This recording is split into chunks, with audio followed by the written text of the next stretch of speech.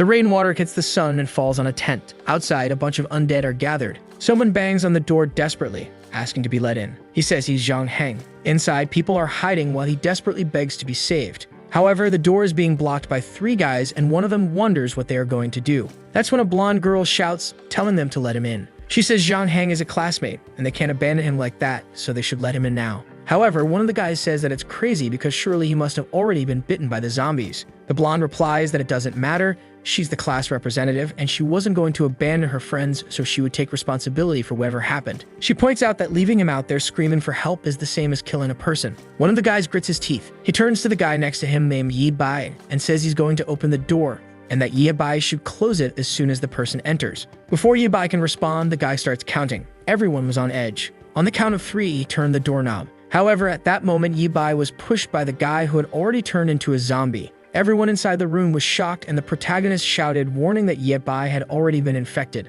The blonde tries to run, and everyone starts begging for help. The poor protagonist uses his hand to defend himself from the bite. Naturally, he gets his arm bitten. At that moment, he starts writhing in pain and strangely begins receiving memories. That day, he lost his arm. The creatures invaded, and everyone tried to escape. Soon after, the entire city had been taken over by the end of the world. A hooded man asks if he's sure he knows what he's doing. Doctor watches him, and he knew he had only 2 things to do. With that, he pressed the door handle. The first was to save himself, and the second was to seek revenge. Now he was back in the present. At the moment before the door was opened, after living his entire life in an apocalypse without an arm, he was back to when it all started. Outside, Zhang is banging, asking to be let in. And the blonde once again says to open the door, saying that she was the representative and wasn't going to abandon her classmates. Yi Bai recognizes Ruoxi and wonders why she looks so young now. She asks if they are deaf and tells them to let Zhang in because if they don't, they'd be killing that guy. Yi Bai celebrates that everything he had planned had worked and he came back to change the world. He then calls out to the representative. He warns her that Zhang Heng, who's outside, might have been bitten by a zombie, so how was she going to deal with the consequences? She responds that since no one saw him being bitten, there was no way to know, and as the representative, she would take responsibility for everything. Yi Bai smiles and says that's fine. He takes her hand and tells her that since that's the case, she could personally open that door. Ruoxi is startled, and the other girls are in disbelief that he told her to do it. The representative yells at him, saying that he's not a real man for asking a woman to do that. However, he says that for someone who wasn't risking anything, she sure was trying to sound morally righteous. He tells her that in the end, she's just a hypocritical woman. But Ruoxi screams and tells him to shut up. She says she's going to open that door because she was never afraid. She calls them a bunch of cowards and tells them to get out of the way. With that, she turns the doorknob. And at that moment, Zhang Heng pushes everyone, already transformed. Once again, everyone in the room is shocked. The door falls to the ground and Ruoxi slowly gets up. However, that's when she gets startled. The infected Zhang Heng was face to face with her. He charges at her immediately, and everyone in the room starts trying to escape. She grabs the guy next to her, saying she was scared. Before he could react, she pushes him, telling him to protect the representative. But a foot comes crashing down. It was Yi Bai, who kicked her in the ribs. The guy threw her as bait for Zhang Heng. Our boy smiles while the zombie grabs her by the waist, and the monster goes straight for her ear. But at that moment, someone grabbed a screwdriver, and they blew the zombie's head apart. The poor girl was drenched, while our boy just had a sinister grin. However, she falls outside, embraced by the zombie. She turns to Yi Bai and begs to be saved, but he remembers how much he suffered in the past life because of this girl's persecution. He grabs the door off the floor and starts to close it while she asks him what he thinks he's doing. With that, he locks her outside. He turns to everyone and asks why they weren't closing that door. The scared and fearful group started saying they were going to block the door. They then piled all the furniture, boxes, and ladders in front of it. Outside, Ruoxi kept banging, asking what they were doing. While she pleaded for help, everyone was blocking the entrance. She kept struggling, saying she was the class representative and couldn't be treated like this. The other girls didn't have the courage to do anything. Meanwhile, the rest of the group continued blocking the room. Yi Bai stood there, watching everything. Time passed, and finally the rain stopped. The group commented that they could no longer hear Ruoxi's voice. Now, everyone in the room was afraid of Yi Bai for kicking the representative. As far as they remembered, he had been an extremely kind boy. So why did he seem to have suddenly become a different person? Yi Bai looked back at that moment. The girls were all terrified and crying. The protagonist asked why it seemed like everyone was afraid of him. Hesitant, they answered that they weren't. The blonde boy thanked him, saying that if it hadn't been for him, he would have been killed by the representative. Everyone started siding with Yi Bai, saying that girl was filthy and only wanted to kill the guy to save herself. Yi Bai smiled. He said that since everyone was so brave, they should open the door because he wanted to take a look outside. The group was a bit scared, wondering why he wanted to go out. He then said he agreed that kicking her hadn't been a good idea and he wanted to see how she was doing now. His friends, however, insisted, saying it was crazy since there were zombies outside. But Yi Bai shouted, telling everyone to get out of the way. Scared, of course, the group started moving everything out of the way. They opened the door and slowly he stepped outside. He stepped onto the grass and said that apparently the representative in Jiang Hang had disappeared. The sun had risen and the zombies had vanished. At that moment, the group closed the door on him. From inside, they yelled that they shouldn't let that crazy murderer back in because he would kill everyone. However, Yibai didn't seem to care at all. He continued walking across the field, while everyone wondered if he had lost his mind. That's when the blonde boy was startled. A female zombie was standing face to face with Yibai, and he was calmly walking toward her. The creature noticed him, but he calmly kept approaching. He smiled and gripped the tool. In the next moment, he rushed at her, and everyone was left wondering why he was charging at the zombie. The poor creature didn't even understand what was happening when she took a blow to the head. Boy, if he didn't stop, he smashed her right into the ground, and that was that. The group inside was now certain that guy had gone insane. However, our protagonist was pretty exhausted for someone who had just done all that. The boy went over to the creature's remains and pulled out a pearl. He smiled and said he had found an energy stone. That wasn't just the origin of the apocalypse, but also an extremely necessary material. At that moment, even a footstep behind him. He turned and faced an old zombie. The monster was coming at him slowly. Yibai grabbed the tool again, ran toward it, and everyone inside saw him finish off another one. The girl was nearly vomiting while the blonde boy wanted to know why he had gone so crazy. As far as he could remember, that kid had been a coward, so how had he changed so much? Everyone began thinking about how terrifying he was and believed he was pretending to be someone else. One of the boys said it was a good idea to let him back in since he was really strong and could help kill the zombies. But the others didn't want to support that because he was a lunatic and could end up killing everyone. Suddenly, the window shattered. Yibai asked if his classmates were still in there. He told them to come outside and kill zombies because it was a lot of fun. The poor souls were all trembling, and at that moment, they warned him something was behind him. A zombie had appeared and leaped at him. But Yibai just looked, stretched out his foot, and kicked it in the chest. Once again, he grabbed the tool and struck it in the jaw. As he finished off the creature, the group watched, terrified from behind. Another one fell dead to the ground. Our boy wiped his face while everyone else was too stunned to say anything. He noticed he was being washed and commented that he didn't know if this liquid was going to infect him. He said he wanted to travel with his friends, but it was too risky since he didn't want to hurt them. With that, he left, saying he hoped they would all survive. His friends wondered if he was really going to leave just like that. And with that, they were all left behind in that room. Our boy walked alone across the campus. He climbed the stairs while thinking that this was the beginning of the apocalypse. On the first day, 50% of the population had been infected, and politics, the economy, and society had collapsed. The number of creatures kept increasing, along with humanity's fear and despair. Professor Zanhan named this period the Dark Era. In his past life, he had to tear off his own arm to survive that day. For 15 years, he endured hunger, despair, and torture, until he finally met a man known as the Mechanic, who was able to send him back to the past. Calmly, he walked through the streets. Some people watched him from hiding, wondering if he wasn't afraid of dying. Others suggested inviting him inside, but they said that if he was walking alone, he must be dangerous. Yibai ignored everything and walked near a park. The zombies were there standing still, seemingly ignoring him. But as soon as he turned his back, those bastards came after him. The blonde boy shouted that the kid was going to die, and the old man said it was crazy to go out looking for food in a world like this. However, Yibai just smiled, grabbed his tool again, and struck the first one in the head. One more swing and another zombie fell to the ground. A hard slam into the ground, and the guys watching wondered where all that courage came from. But someone else was watching him from behind a curtain. A girl muttered that sooner or later she would kill that bastard. Man, what's that about? Our boy is killing zombies. Why are you mad at him, girl? After finishing off 3 creatures, our boy was exhausted. But then he heard something else, a flock of birds coming from behind. 3 more zombies were approaching. He quickly realized he couldn't handle all of them. The zombies slithered towards him and he ran off. He knew the previous noises had attracted a horde to that place. From inside another house, a spunk watched, saying that kid was running straight toward them. That's when Yibai noticed a convenience store next to him. He started banging on the door, asking to be let in. He looked at the camera and said he needed help because he was being chased by a horde of zombies. The old man on the other side said it was ridiculous, and no one would ever open the door for a kid like that. But suddenly, the gate began to rise. At the same moment, a zombie turned the corner. It leaped toward him and Yibai hit it in the head again. But an old woman was coming down the avenue, and he struck her in the face with the tool as well. He dove under the gate and rolled inside. The zombies started pounding on the door, but finally he was safe for a while. And man, what he found was a loaded base. From behind a computer desk, a little girl was watching him. Meanwhile, at the nightclub next door, Spank was watching and saying that it looked like that kid was killing everything. The guy with the mohawk turned and told Brother Centipede that a student had killed about 6 zombies on his own.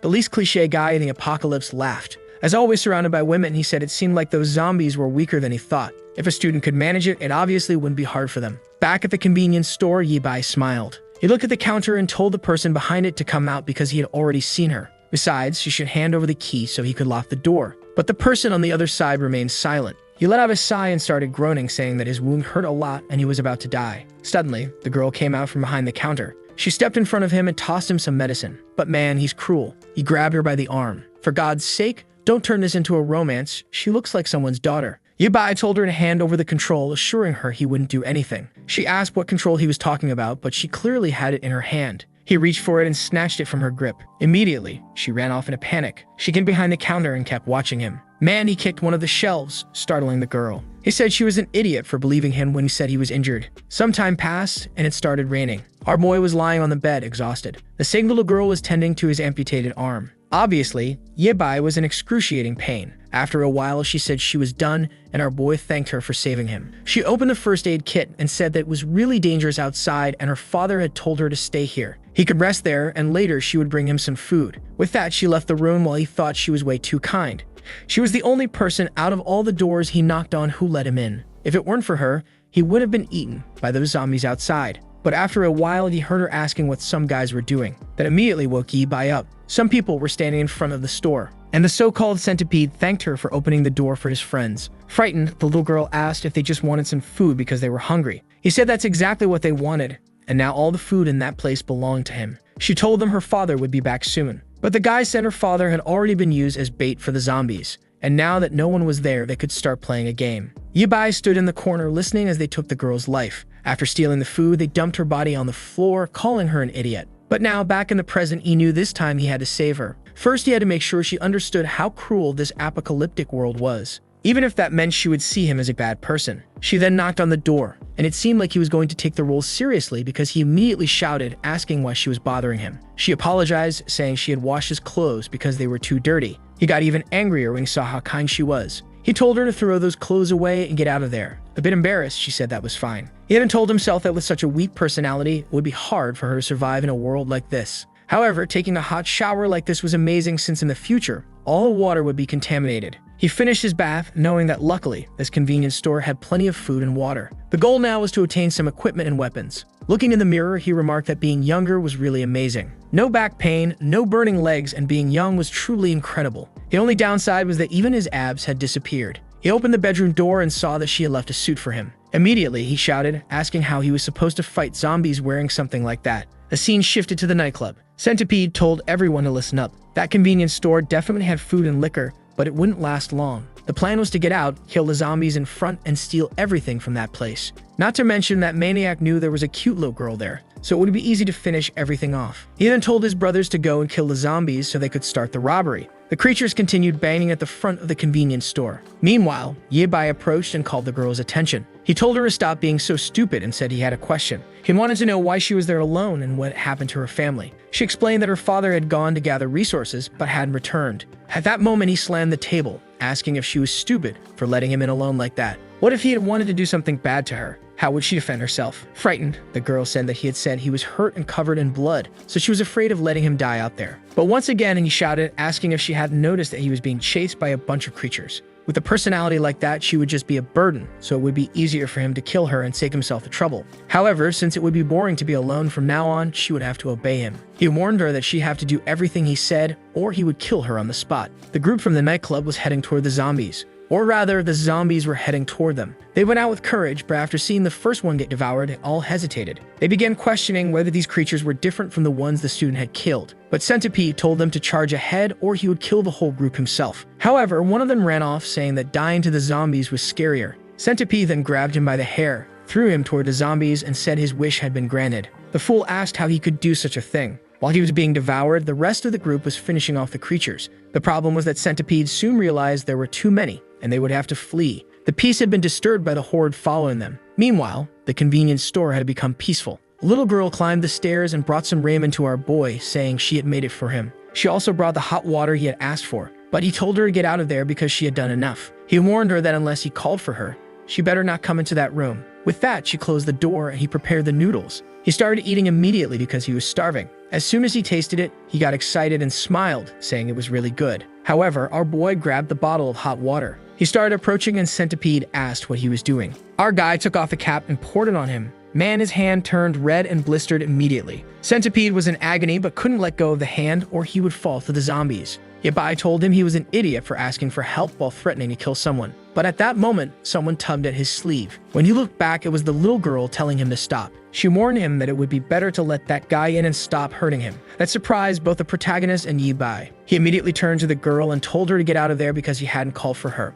But she kept insisting, saying that her father had told her not to hurt others. He stood silent for a second. Then he asked if she wasn't afraid of that guy coming into the house and killing her. Centipede, however, said he would never do something like that. He was just starving and had ended up in this situation because he was surrounded by zombies. The outside was already full of creatures, so unfortunately, he couldn't leave anymore. Yabai was angry that the girl had interrupted his plan to kick the guy in the head and let the zombies eat him. Then he noticed a box cutter on the table. Centipede came in, thanking her for her kindness. But he warned that now that he was inside, this was his territory and anyone who refused to obey would have to die. Now the girl realized she had made a mistake. The sky was dark and there were zombies everywhere. A bald man and a boy were blocking the door. It was the remaining people from the nightclub, and the bald man said it was that bastard Centipede's fault for dragging everyone into this. The girls were all screaming in panic, and they didn't know what to do because now that bastard must be dead. The worst part was that the wooden door was about to be destroyed by the creatures outside. The bald man couldn't see a way to keep the place standing. He called out to the girls, telling them to come help block the door. But as he looked at them, he thought to himself that he would have liked to enjoy them more, but unfortunately, that wasn't going to happen. The only way to survive was to run away and let them die. Back at the convenience store, Centipede stood in front of Yabai. Smiling, he told the girl that she was cute but too naive to think he wouldn't kill anyone. However, now that he was inside, he would give her the chance to surrender and become his slave. Then he looked to the side and said he had to deal with the bastard who poured hot water on his hand first. Out of revenge, he made sure the boy would suffer as much as possible. But Yabai stood silently, holding the box cutter in his hand. The little girl insisted, saying that her family owned that convenience store. She added that downstairs there was chocolate, plenty of snacks, and enough food for everyone there. The two stood in silence for a second. The girl smiled, saying everyone could eat together and live peacefully and happily. Centipede lost his temper, lunging at her, asking if she was making fun of him. But the box cutter came in. In half a second, Yabai slashed at the guy's hand. Centipede screamed in agony, but Yabai spun the box cutter, gripping it in a reverse hold. Centipede blocked his move. Our boy was aiming for his throat, but it was undeniable that the guy was much bigger and landed a kick to Yibai's stomach. Our boy was thrown back and the girl fell to the ground with him. Bleeding, Yabai walked across the room toward him. He mourned that it was the first time in his life that someone had made him this mad. Yabai couldn't believe that with one kick, the guy had broken some of his ribs. At that moment, Centipede started stomping on his leg. Our boy was in agony. Centipede wanted to know how he had killed a zombie so easily earlier. Yabai said he wouldn't tell, and the guy replied that he was asking for death. He began stomping on him, saying eventually he would change his mind. The little girl was just watching. Yabai was using this as an opportunity to teach her a lesson, but the price was already too high. He then told the guy to stop, saying he would tell him. Centipede told him to explain quickly, promising he would cause the least amount of pain when he killed him. But Yabai spat blood in his face. Of course, this didn't make the guy happy. He threw Yabai against the wall and kicked him in the stomach again. Centipede asked if he thought this was fun and started stomping on him again. Man, he told Yabai to die and hit him in the jaw. I think our boy's attempt to teach a lesson is going a bit too far. But that's when the shift finally came. The little girl whipped him across the neck. Centipede turned, asking what she thought she was doing. He shoved her hard, throwing her to the ground and grabbed the box cutter. He screamed in a rage, saying they were both going to die. But time was up, and Yabai landed a blow to the back of his neck with a stick. With that, Centipede passed out on the floor. Our boy was exhausted and could barely stand. The frightened little girl asked if he had died. Seeing the pool of strawberry juice, she wondered if she had really killed someone. Yabai then placed a hand on her shoulder. He told her it was okay because she had done what was necessary. Besides, that bastard was an evil man. Confused, she asked why he had acted that way when all she had done was try to help him. But that's when Yabai told her that bastard wasn't dead. She seemed excited and said that if that was the case, she should save him. But our boy threw her aside. He tossed her out of the room and said he had never met anyone as stupid as her. He slammed the door, muttering that this girl really made him mad. Not to mention that bastard had now dirtied his whole room. He grabbed Centipede by the leg and dragged his body toward the window. Then with a swift kick, he sent him flying to the zombies. Man, he fell to the ground like a piece of trash. And for the zombies, it was a feast and they all gathered. That's when the poor guy opened his eyes just in time to realize he had become a meal. Yabai muttered outside that Centipede was lucky he hadn't cut off his limbs first. That's when he heard another sound nearby. In the house directly in front of him, a guy was hanging, trying to escape the zombies. The kid was about to fall, trembling and shouting for them to leave him alone. Then someone called out to him. It was Yabai, asking if anyone else was still alive in that place. The guy said that unfortunately, he was the last one. They had held the door until one of the guys let go, and then the zombies came in and ate everyone. With a trembling voice, he begged Yabai to help him so he could stay in the convenience store. But our boy told him that wasn't going to happen, and if he didn't get out of there soon, he would end up like that guy on the ground. The boy looked down and saw a centipede being eaten. Disgusted, he turned, gathered his courage, and jumped to the next ledge. The kid was a Parker Kane managing to balance on the railing. He ran across it, and our boy was just watching. He was disappointed that those damn zombies hadn't managed to kill everyone from the nightclub. Time passed, but the zombies still lingered outside that place. The window was broken, and our boy opened the bedroom door. Outside, the little girl was still waiting. He asked her what she was doing there, and if he hadn't told her to go take a bath. However, she looked inside the room and saw that the body had already been dragged away. He told her not to look too much, but the guy had already gone to the first floor. The girl asked if he had escaped. He replied that in the way he had thrown the guy outside, only a god could survive. She looked a bit sad and asked why he had to kill the guy like that. Even if he was a bad person, they still had a chance to turn him around. But Yibai slammed the door above her. He asked if she was so stupid that she hadn't learned a lesson after everything that happened. No matter what she did, that guy was going to try to kill her because that's how the apocalypse was. The girl repeated the word apocalypse, saying he didn't know what he was talking about. But Yibai just walked away, saying it was stupid to waste time with her there, so he was going to take another shower. But she got up and said she wanted to talk to him. She tripped like an idiot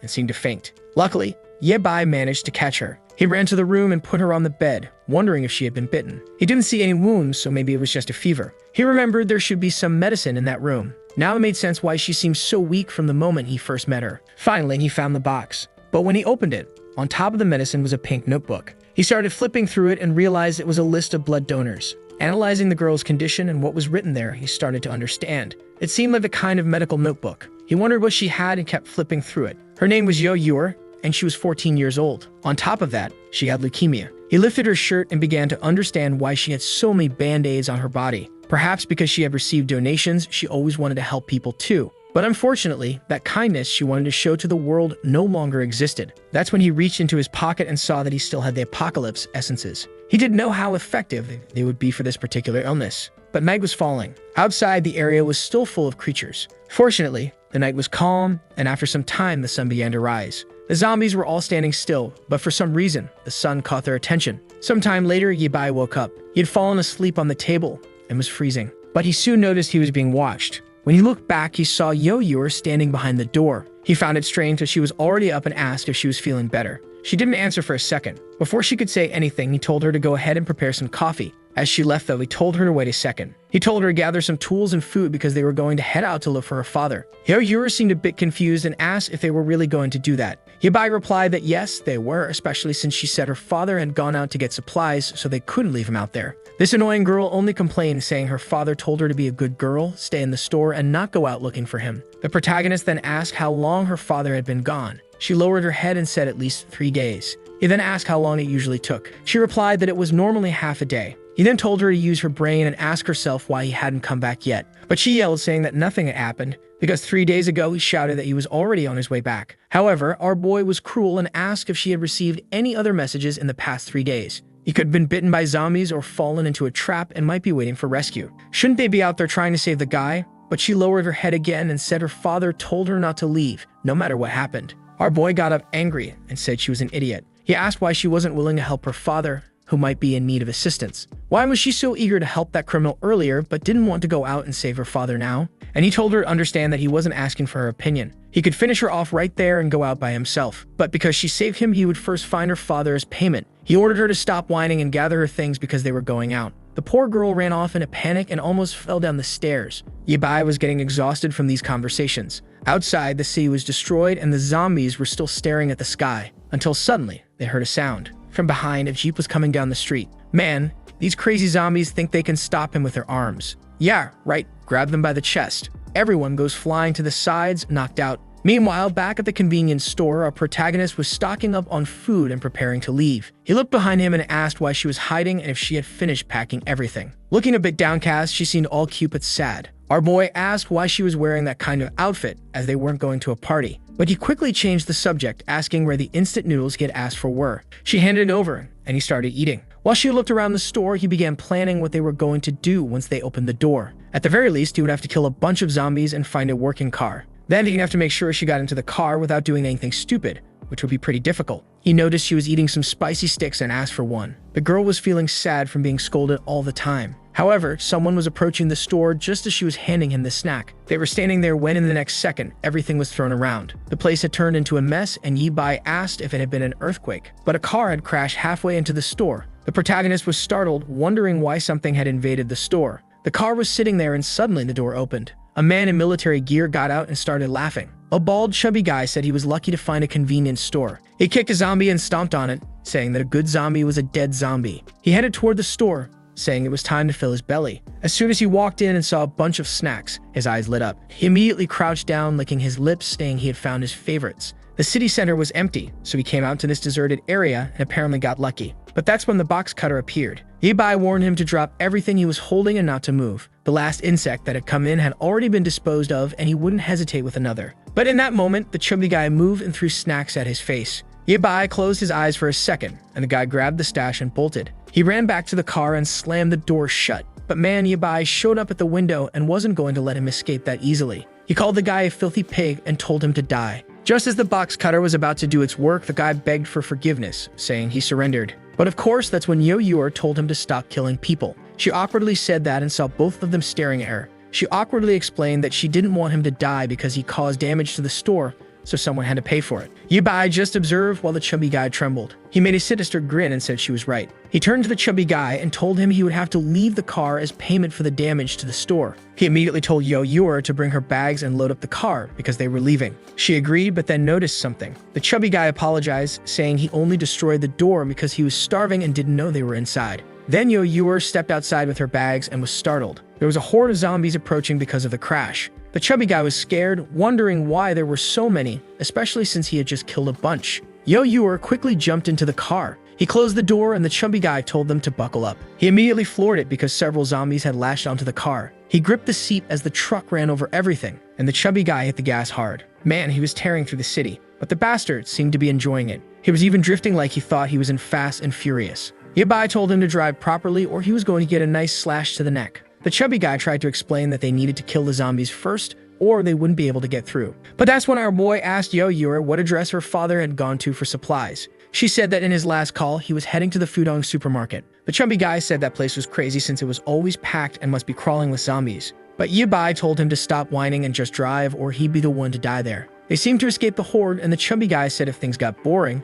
you could turn on some music. At least on the road, they could calm down a little. A zombie lying on the ground with a branch in its hand grazed its arm. As the car approached, man, the chubby guy had no mercy and ran right over it. As he sang along to some music and ate candy, he plowed through everyone. Clearly, this bastard was enjoying the whole process, and Yi Bai told him to be quieter because he wanted to rest a bit. But the chubby guy said not to worry, as the car was very tough, so there was no problem. Yi Bai, however, raised the box cutter and asked if he wasn't going to listen. At that moment, everything went silent and he stopped the car. Our protagonist told him that he didn't order him to stop the car, just to stop making noise. That's when the chubby guy realized the gas had run out. Yo Yuer and our boy screamed in frustration. He cursed the bastard, who apologized, saying he forgot there wasn't a gas station nearby. He started eating frantically, saying that if he was going to die, he might as well die with a full stomach. Yo Yuer, on the other hand, began to hear some noises approaching. A huge zombie appeared right in front of her window. The car had stopped right in front of a park, and the horde of zombies was starting to surround them. The protagonist knew that even if the car wasn't destroyed, they were going to die trapped in there. But that's when a knife behind his seat caught his attention.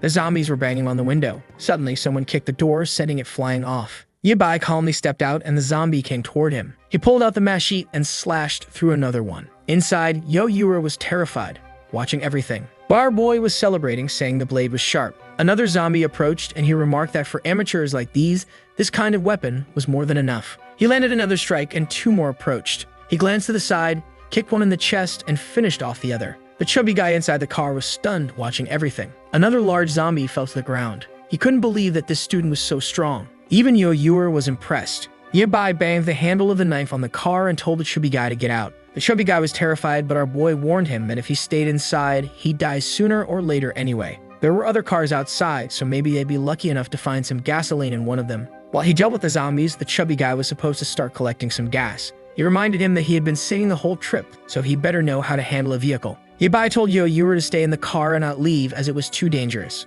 Yi Bai then told the chubby guy to come with him. The chubby guy, still not mentally prepared, said they needed more time. But in the next second, Yi Bai had already killed the first zombie. The poor chubby guy couldn't believe that this boy had no fear at all. Yi Bai moved on, slashing through another one. He looked back and told the guy to hurry up. But then the chubby guy remembered that there were some gasoline canisters in the truck bed. He realized how useful Yibai was and wanted to make better use of him. Yibai killed another zombie. He looked back and asked what the guy had said. Embarrassed, the chubby guy said he had been in shock and forgot. But if they waited a little, he'd fill up the tank. Yibai told him to wait and do that later. The chubby guy was confused. Our boy said he needed help collecting something. He opened his hand, revealing a green pearl. He explained that they were found in the brains of zombies, and while he killed them, the chubby guy was supposed to collect them. The poor guy, who had never done anything like that before, started sweating. But Yibai said it was easy and showed him how to do it. He quickly demonstrated the process and asked if the chubby guy understood. Obviously, the guy said it was too disgusting and he'd rather stay in the vehicle. Yibai warned him that if he went back to the vehicle,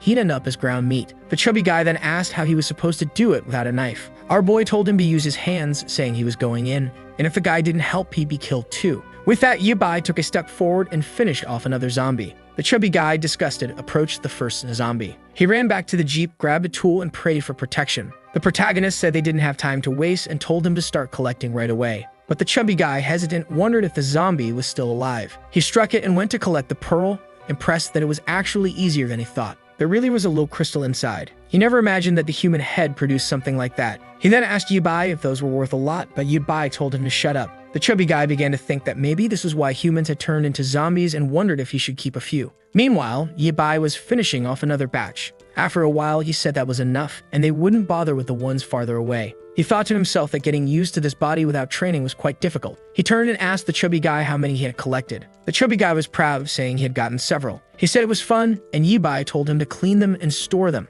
Then it was time to fill the tank so they could get moving. Yibai then went to check on Yo-Yur. However, her illness seemed to have worsened again. He was startled and grabbed her arm, calling her name. He placed a hand on her forehead and realized the fever was worse than before. He began rummaging through her bag, remembering that they had grabbed some medicine and water. The chubby guy appeared and asked what was wrong with her, but Yibai told him to shut up and fill the gas tank. After some time, she seemed to have stabilized a bit. The chubby guy suggested that maybe it was because she had stayed in the heat of the car for too long and asked if she was feeling better. Yibai, not in the mood for chit-chat, threatened him again. He said they had lost time because the chubby guy pretended they had no gas, and if he hit anything else, the next person to die would be him. The chubby guy immediately apologized, saying he would never hide anything again. Yo-Yur seemed to wake up and the car continued down the road. After a while, the chubby guy complimented our boy's swordsmanship and asked what his name was. Our protagonist replied that it was polite to give your own name before asking someone else's. The chubby guy said his name was Zhao Hang, and he owned a workshop in the city. His friend had left this truck at the shop for repairs and never came back to pick it up because of the apocalypse. Then our boy said his name was Yibai. But suddenly, Zhao Hang slammed on the brakes, and our boy had to hold on as he drifted on the road. The protagonist immediately threatened him, asking why he did that. Zhao Hang explained that the entire road ahead was blocked by burning vehicles. The problem was that Yo-Yur was still trembling. At least now she had stood up. When she looked out the window, Yibai said it didn't seem like they would be able to get to the side where her father was. Yo-Yur just watched silently, with nothing much to say. The chubby guy mentioned that there was another route, but it would take much longer, and he asked if they were still going to do it. Yibai replied yes, but first, they would need new weapons and equipment. He asked Zhao Hang if he knew where they could find an electrician or a weapons store. Zhao Hang thought for a second and said he knew. He told them to relax, he would take them there now. He had a friend from his hometown who was a very experienced blacksmith. This talk about a blacksmith caught Yibai's attention. Zhao Hang said there was a good chance the guy was still alive, and even if he wasn't, there would likely be plenty of items at his house. The mashi he was holding had been made personally by this guy. Yibai thought it would be perfect to have lots of resources to craft a decent weapon. Zhao Hang then began telling stories about the times he and his friend had spent together. But Yo-Yur told him to be quiet, as our boy had fallen asleep for a bit. They crossed the bridge into another part of the city. Zhao Hang got out of the car and said, "Finally, the airplanes have arrived." Many years had passed, but that place still looked the same. Our boy asked if that place wasn't a dump and said this trip had better be worth it, or Zhao Hang would be buried there. But, as always, they would have to clear the place out before entering. Yibai asked Zhao Hang if any of those zombies looked like his friend. Zhao Hang seemed unsure, and our boy just told him to collect the pearls. But then someone told him to wait. It was Yo-Yur from the car, saying she wanted to help. But Yibai told her she risked fainting or getting bitten, which would only get in the way. But she insisted, saying she was fine now and would be careful. Zhao Hang said that since she was brave, he would dig and she could collect the pearls. Yibai warned that if they were bitten, he wouldn't hesitate to cut them. Yo-Yur realized that Yibai didn't feel any pain. With that, he began slashing through the zombies. Meanwhile, the chubby guy was collecting the pearls and chatting with Yo-Yur, who was putting them in a bag. But we see that from a nearby building, someone seemed to be watching them through binoculars. A man smoking a cigarette was watching everything, and he seemed angry. At that moment, another guy entered the room calling for Brother Lu. Man, Brother Lu seemed to have PTSD, and there's no way he already finished off another guy. He said he wouldn't repeat himself again about knocking before entering. Another guy outside was trembling. Lu asked the rookie what they had come to tell him. Trembling, the guy said they had seen some people invading the blacksmith's shop next door. Lu said he had already seen that a long time ago, so why were they bothering him with it now? The guy explained that one of the 3 people who had arrived was killing all the zombies alone and seemed very strong. Lu just kept thinking. He then turned to his servant, who was obviously there, right guys? She brought him some instant noodles. He tossed the pack to the boy, telling him to eat it and give him the rest of the details later. The boy shouted his thanks, saying Brother Lu was amazing. With that, Lu stroked the poor girl who clearly wasn't happy to be there. She was so hungry that she fell to her knees, poor thing. Lu told the rookie to get the chubby guy out of there, and to gather everyone and deal with the people downstairs. Whoever finished them off would get a reward. Back with Yi Bai and the group, they had finished killing everything and just needed to collect one more pearl. He told the chubby guy to check around the house while he took a look inside.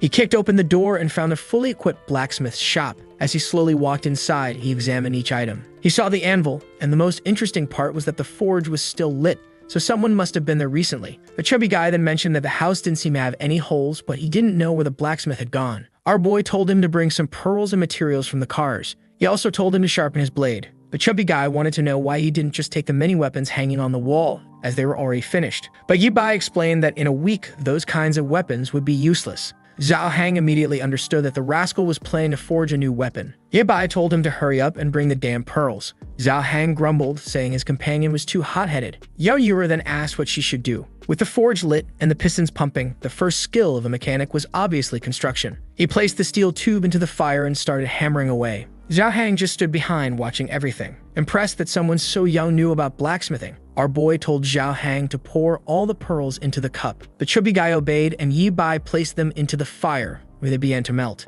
After a while, everything turned into a green liquid. Seeing the aura rising, Zhao Hang realized it seemed like some kind of magic. Yi Bai then took a box cutter and opened a bottle of strawberry juice, pouring it into the melted pearls, which started to mix together. He then took the liquid and poured it over the blade, which began to fuse. Zhao Hang stood there, just watching everything. Our boy resumed hammering. As he hammered inside, the sounds could be heard outside, and of course, this attracted Brother Lu's group. The guy from earlier was scared to death, but the guy with the strong jawline was eager to gain a lot of resources by killing these weaklings. Another guy with long hair said the biggest reward would be spending time with someone named Higuan. However, the guy in the polo shirt said there must be a reason Brother Lu wanted them to kill this guy. The best plan was to wait until nightfall when their guard would be down, and then they could launch their attack. Back in the house, Yi Bai was busy with his crafting work. Man, the kid was really creating some futuristic mechanical stuff. Zhao Hang was starting to think our boy might be some kind of engineer from the best university in the country. Yi Bai would finish a piece and go back to forge another one. From the water, he pulled out the first completed piece.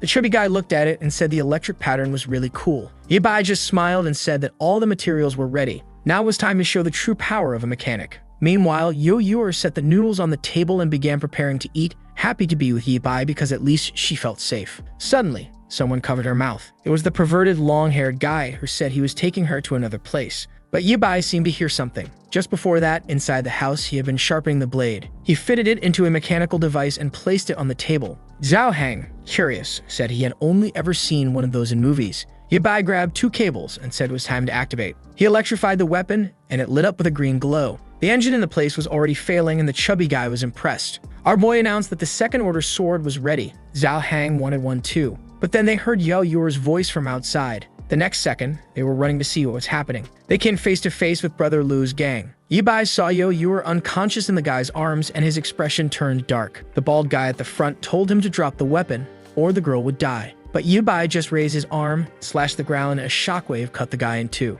In a panic, another one tried to run. But Yi Bai simply asked where he thought he was going. He slashed again, cutting through metal like it was paper. At that point, everyone was in a frenzy, trying to escape. Meanwhile, behind them, Yi Bai had already made the first headless knight. The guy who had spoken with Lu earlier told the other to let go of the girl, or they wouldn't make it out alive. But the guy insisted on fleeing, saying that if they didn't escape, Brother Lu would kill them later. That's when a lightning slash passed in front of them, and from behind, Yi Bai was slowly approaching. But then Zhao Hang shouted, warning him that a horde of zombies was approaching from behind. The strange thing was that they were moving much faster than before, as if they had been injected with something. Zhao Hang didn't know what to do and asked Yi Bai. He gripped the handle of his blade, slashed at the zombies, and started cutting them down. Next to him, Zhao Hang was just watching in awe as Yi Bai unleashed a flurry of attacks. The problem was that, obviously, the two bastards were getting away. Zhao Hang then pointed out that they were running toward that building. Yibai said, "Of course," and told the chubby guy to stop standing around and chase after them with the vehicle. The chubby guy scrambled into the car, saying he understood.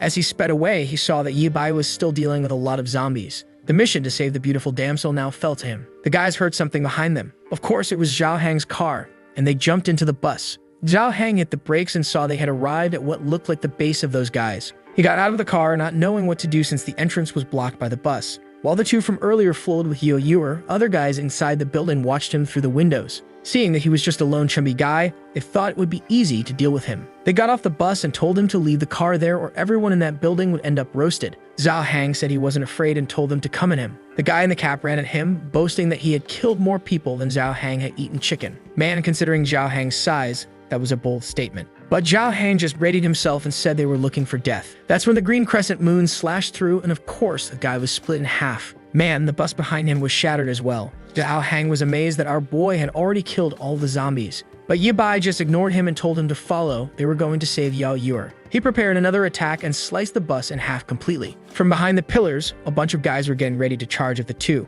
Yibai, with mirrors of steel, was walking out in the open. Seeing that Yibai was a fool, one of the guys threw a knife at him. But the boy, a true apocalyptic warrior, sensed the blade and easily blocked it. He slashed back and another one was down. From behind some crates, a guy threw a Molotov cocktail. But Yibai dodged it with a quick dance step and sent another green crescent slash. Then someone fired a gun. Luckily for Yibai, he was like Neo from the Matrix and narrowly dodged the bullet. Brother Lu, watching, remarked that Yibai seemed brilliant. He said he was interested in knowing how Yibai was so strong and asked if he wanted to drink something with him. He tried to explain that he liked talented people like Yibai, but Yibai just raised his blade. Lu pointed to Yo Yuer and told Yibai not to move. She was peacefully sleeping, but in a second, she could be dead. Lu said Yibai was being treated with courtesy, so he better stop acting like that, or else he'd find out if a bullet was faster than a sword. Yibai just stood there observing. Zhao Hang asked what they were going to do in a situation like this. Suddenly, Yibai smiled and said he agreed. He was working on a major project and needed a big group of people. So if Lu gathered everyone together to talk, Yibai would give them a chance.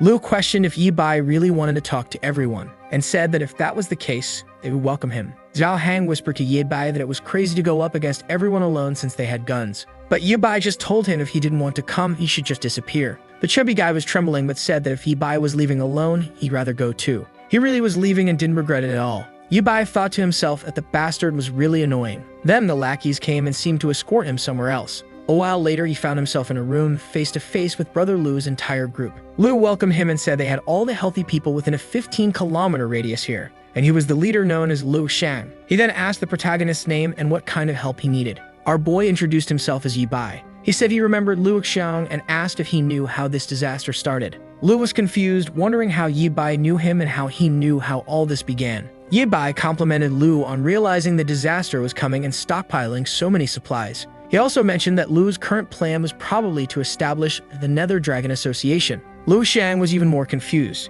He said he had only shared that name with a handful of people, so how did Yibai know all of this? But our boy showed him the pearl and said he knew Lu was more interested in that. Lu Shang, tired of this, told Yibai to spill everything he knew. Yibai stayed silent for a second. Then he said that the zombie infection might have started with a virus that spread through birds from another country. Others claimed it was a kind of nuclear weapon designed to reduce the population. And the craziest theory was that an alien meteor had crashed on Earth carrying an unknown virus. Yibai said he believed Lu Shang had heard of these three possibilities, which was why he had moved the city center people to this isolated location. Lu Shang said yes, he knew a little secret about the virus. He pulled out 2 pearls from his pocket and said he still didn't understand why they existed inside the heads of the creatures, but he figured Yibai's big project and the sword he was carrying had something to do with it. Yibai confirmed this, but he said he would need help with a few things. Lu Shang agreed but said he wanted to see the sword first. Our boy started to raise it, but Lu Shang reminded him about the girl beside him. No one wanted a sad ending there. Yibai stayed silent, reluctantly handing over the sword, but as soon as Lu's lackey touched it, he nearly collapsed. He took it to Brother Lu, saying it was impossible to use something that heavy. Lu didn't believe it and tried to lift it himself, but when he realized he couldn't even pick it up, he admitted the day was full of surprises. He then told Yibai to start his show and explain what he wanted. Our boy explained that in this apocalypse, as soon as someone started getting infected, a pearl began to form in their brain. At first it was a dark pearl, but the longer it stayed inside the zombie's head, the more energy it accumulated. The energy inside the pearls could adapt well to the human body and could also be used to make powerful weapons. Lu was intrigued by the idea that the pearls could adapt to the body. He asked if it was possible to consume them to keep getting stronger. Yibai said it was possible, and most people ended up becoming zombies. Lu wanted to know what happened to those who didn't become zombies. Yibai just told everyone to watch. He would show them once. The first step was activation. He connected the two power cables, creating a green energy. It spread throughout the room, and the generators caught fire. With that, a blackout occurred. Lu immediately asked what was going on. But in the same moment, Yibai grabbed the sword. He lunged toward Lu and slashed at him, but the blade missed its mark. He countered with a quick shot, but Yibai dodged it. Yibai tightened his grip on the blade and made a clean cut through the guy. The trembling man admitted he had been careless. Our boy simply said that the damn Nether Dragon gang would die here today. In the future, they would become famous for the weapons they would create and the slavery system they would establish. But before any of that could happen, he was going to annihilate everyone. Another slash and more bodies were left in pieces. The entire floor was destroyed. Yibai felt relieved that Yaoyuer was still asleep. He gently stroked her, thinking that although the apocalypse was cruel, he didn't want her to witness such scenes. But suddenly, someone appeared at the door. Yibai turned and saw, of course, the coward Zhao Hang, who had run off earlier. He came in with a flashlight, amazed that Yibai had wiped out everyone. Yibai simply confirmed it. He picked up a weapon from the ground and said he had successfully completed the objective. Zhao Hang asked if they had come all this way just for the weapon and not for Yuer. Yibai explained that in this new world, weapons had gone through many changes and were extremely dangerous. Now Zhao Hang was curious about what Yibai planned to transform it into. He praised Yibai's plan to have him toss some pearls into the generator, saying it was very clever. But then they heard a bottle hit the ground.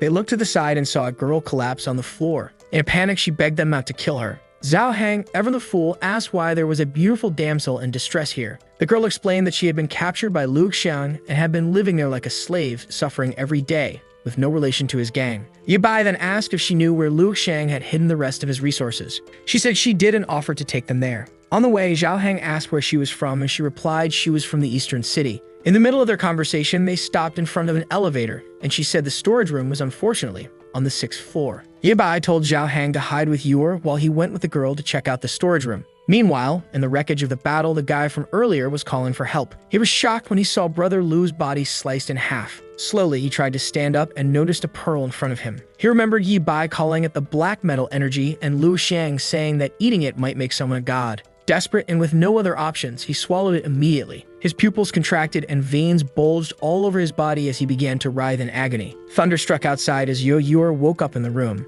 She asked Zhao Hang where they were, and he told her to calm down. He explained that she had been kidnapped earlier, but he and Yibai had already saved her. At that moment, Yibai entered the room, seeing that she was awake. Zhao Hang asked if they had found anything valuable, and Yibai confirmed they had, but it would take until tomorrow to move it all. Zhao Hang then asked where the girl had gone, and Yibai explained that when he went into the storage room, she started running away. He found it strange that she ran off, especially since it was raining outside. Yibai simply told him to forget about her because he needed to sleep and rest, as the streets would be crawling with zombies now. The scene shifted to a girl taking a shower. She was calmly relaxing when a man appeared, saying that since she had mutated and was in his house, she needed to understand that nothing was free. He started trying to open the door, telling her that besides her body, she had nothing to offer. She began screaming for help, but the man said that with the rain outside, no one could hear her. But then the door cracked open. The man was startled and went out to see what happened. But boy, he made a big mistake. The girl heard a scream, and upon checking, saw that the man had been killed by a gigantic creature. The fool was thrown against the wall, and the blonde girl screamed in terror. The creature stood still, staring at her. It began to reach out its arm, and in her desperation, she begged it not to come any closer. The monster paused for a second. It saw itself in the mirror and collapsed to the ground, saying it wasn't a monster. It began asking why it had transformed like this. The creature pounded the floor, saying it didn't want to stay like that. The blonde, confused, asked who he was. He explained that he had been shot but had consumed a zombie pearl, and his body had started to mutate. The blonde was perplexed by this talk of humans transforming by eating the black metal from pearls. The guy said that someone named Yibai had explained this to him, saying he had taken the pearl from a monster's head. The blonde seemed to recognize the name and ran toward him, asking if he had really mentioned Yibai. The crazy girl suddenly got braved, demanding to know where Yibai was. The monster said that Yibai had arrived in the southern city recently and had killed everyone in a building. It turns out this blonde was the same one from the beginning, and she said she wanted to kill Yibai. But the monster told her it was impossible to kill him because he was incredibly strong. The blonde said she was in this state because of that bastard. The two were enemies. She stood there for a moment thinking and asked if he wasn't strong since he had killed that guy in a second. The monster explained that he felt strong but couldn't control his power well. Then he asked if she wasn't afraid of him. If this was the same girl from earlier, it was Ruoxi, who laughed like a maniac. She gently stroked his arm. She told him he was very strong and that if he helped her kill Ye Bai, she would let him do whatever he wanted. Man, this girl was crazy. Did she not realize he was a giant monster? But the crazier one got excited, lifting her up and saying that in that case, he would help her kill Ye Bai. She smiled, saying the plan was set. However, he didn't seem to be doing well and she asked what was wrong. He dropped to his knees and began screaming. The night passed and the next day dawned. Our boy got ready. In the warehouse, they found more instant noodles, cigarettes, and drinks. Ye Bai strapped his devilish sword to his back and said that now that they had gathered everything, it was time to leave. They walked down the stairs talking about supplies, but the chubby guy suddenly got scared. It looked like a meteor had fallen on his car. He started crying, panicking, saying they couldn't even open the door. Ye Bai was deep in thought, realizing that the damage was too big for just a rainstorm. He told Zhao Hang to step aside, then slashed the dented part. With that, the truck turned into a convertible. Man, it looked like it came straight from the factory, with the mirrors installed perfectly. They got into the car and Zhao Hang cheered that at least the engine was still working. He then asked if they were heading to find Yuer's father now. Ye Bai simply said yes, and they hit the road. The chubby guy was excited, saying that driving a convertible was amazing. But then they attracted the attention of some zombies. Looking to the side, they saw a girl and a group of students running from a horde. Those were Ye Bai's former classmates, and he was surprised they were still alive. The group was running desperately, begging for help. The zombies were closing in, and of course, one clumsy girl tripped and fell. The creatures were about to reach her when a green crescent slash cut through everything. The students were shocked. They were even more startled when they saw Ye Bai approaching. He smiled, saying he had found his classmates again. They started thanking him, saying they thought they were going to die. The blonde guy remarked on how powerful Ye Bai had become and asked where he had found such strength. Ye Bai ignored the question and asked where they were heading now. The blonde explained that after they fled the school, they heard about setting up a camp on an island, but many had been eaten by zombies along the way. One of them saw the car and immediately asked for a ride. Another came up saying she was starving and asking if he had anything to share. Yo Yuer was just watching, seeing how messed up the students were. Zhao Hang commented that they were probably eyeing his car. At that moment, Ye Bai told everyone to shut up. He warned them that the car didn't have much gas left, so there was no way they could take them far, and besides, they'd have to do him a favor before asking for one. The ex-classmates, excited, said they'd do whatever he asked. Ye Bai smiled. He called over Zhang and told him to explain the rules this time. Zhang, thrilled, was now in charge of the others. Our boy headed toward the zombies, saying he would clear them out and they should take care of the cleanup. The students were confused, but Zhang started explaining the process. He handed over the tools and began extracting the pearls. He smiled at everyone, saying it was easy. But one of the girls fainted. Yo Yuer, unfazed, reassured everyone that the heads were soft, so it was easy to remove the pearls. The group was terrified, wondering what this kid had gone through to be so calm. Zhang then distributed the tools to everyone, warning them not to get bitten. But the blonde guy was now curious, wondering why the green dancer wanted those pearls. Ye Bai kept killing while they collected. 2 hours later, they had filled the entire sack. Ye Bai then told them to hand out some food, but Zhao Heng got angry, upset that Ye Bai was giving away food without asking him first. The students were pleading, but man, the chubby guy wasn't willing to give even a small piece. Right at that moment, a creature stepped on the car's metal frame. The transformed monster from earlier had fully mutated. Ye Bai realized that this was an ability user who had mutated. He immediately turned and told everyone to run. But man, he almost got slashed in the arm. He dodged back and unleashed another green crescent. But the monster was a smart human too and managed to dodge. Then, out of nowhere, someone started clapping. That damn low-cut queen had finally found our boy. Ye Bai was furious when he saw Ruoxi. The students were confused, wondering why their class representative was there. Ruoxi said she had survived in every way possible, just so she could one day watch Ye Bai die. She immediately ordered the creature to kill him. Ye Bai couldn't understand why the creature was siding with the low-cut queen. The monster came at him, leaving him no choice but to fight. Yo Yuer called out to him and suddenly, a fireball hit between the two. On the roof was another creature, a flaming, long-haired zombie. And suddenly, the scene shifted to a ship in the middle of the sea. A guy was smoking a cigar, saying it was peaceful there because zombies couldn't fly. They were planning to live there peacefully, gradually collecting resources from other boats. Or not really, because one of the boats just exploded. The fools were terrified, and here came the flame-haired zombie. The two screamed, but it was too late. They were already gone. Back to the present, the creature was standing on top of the building in front of them.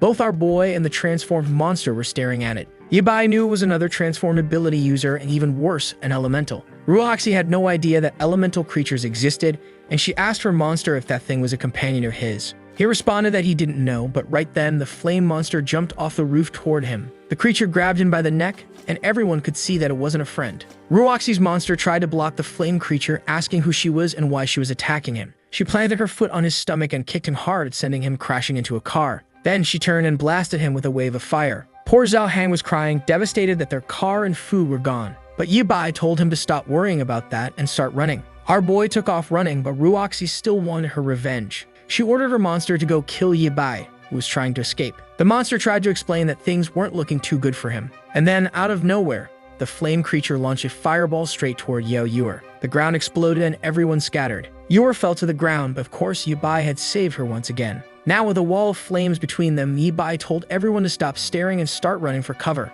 Zhao Hang asked where they were supposed to go. Yibai looked around and saw the entrance to a garage across the way. He started running, telling everyone to follow him. Meanwhile, Ruoxi's monster was face to face with the flame creature. He tried to reason with her, saying they shouldn't fight, and asked if she had also eaten the black metal energy to end up in that form. The flame creature muttered the words "Black Pearl," but then she suddenly had a headache, fell to the ground, and said she didn't want to eat it. She explained that she had been tied to a bed and forced to consume it by a bunch of lunatics. She wanted to kill them all, and whoever kills gets the ashes. Ruoxi's monster said he had been forced to eat it too, could understand how she felt. But Ruoxi wasn't interested in this conversation and told them to hurry up because Yibai was escaping. She crossed her arms and sarcastically asked how they were going to get their revenge if they let him go. The monster reassured her, saying he could still smell Yibai's scent. The flame creature asked who this person was that they were so desperate to find. The black monster explained that Yibai was someone who knew about the pearls. Maybe he also knew how to turn them back into humans. The flame creature, thoughtful, said that if there was a way to become human again, she'd join them.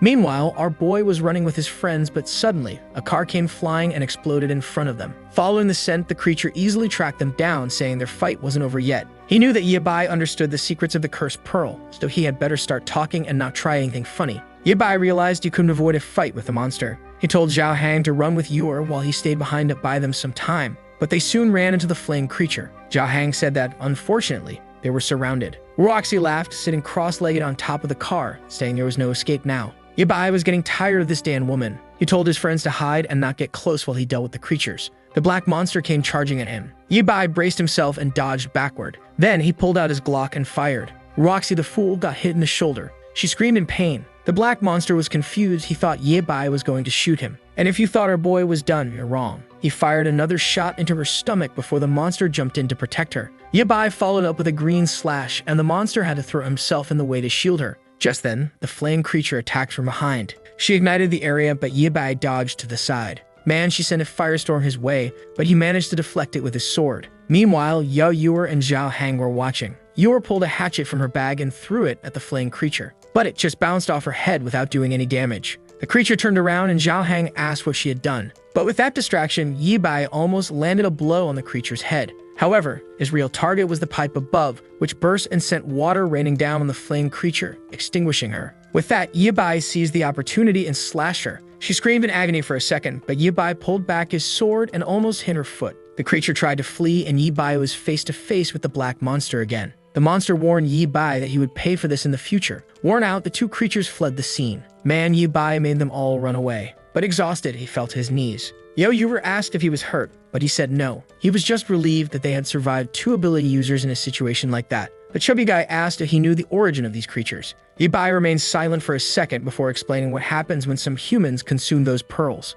Most become zombies, but there's a small chance that some will turn into a type of creature known as ability users. The problem is that this only happens once in 10,000 cases, and it's even rarer for them to retain their consciousness. Zhao Hang wanted to know how Yibai already knew all of this. The protagonist replied that he would explain more about it later, but their current goal was to figure out where they were going next. Zhao Hang then remembered that they were without a car and food. Yibai found it strange because the apocalypse seemed to be progressing much faster than it had in the past. And before things became more dangerous, he needed to create stronger weapons. Outside, it was raining again, and the worst part was that the car was really destroyed. Zhao Hang cried, saying that at least they could save a few of the resources. And the worst of all is that those damn monsters had thrown all the cars in front of the garage to stop them from escaping, so now they had none. He handed a coat to the two of them, saying that unfortunately it was the only thing he had to protect them from the rain. Our boy then asked Yuer what the problem was. She said that she had actually been to this place before because an old friend of her father lived around here. She pointed towards a mountain, saying that if they followed that path, they would reach his house.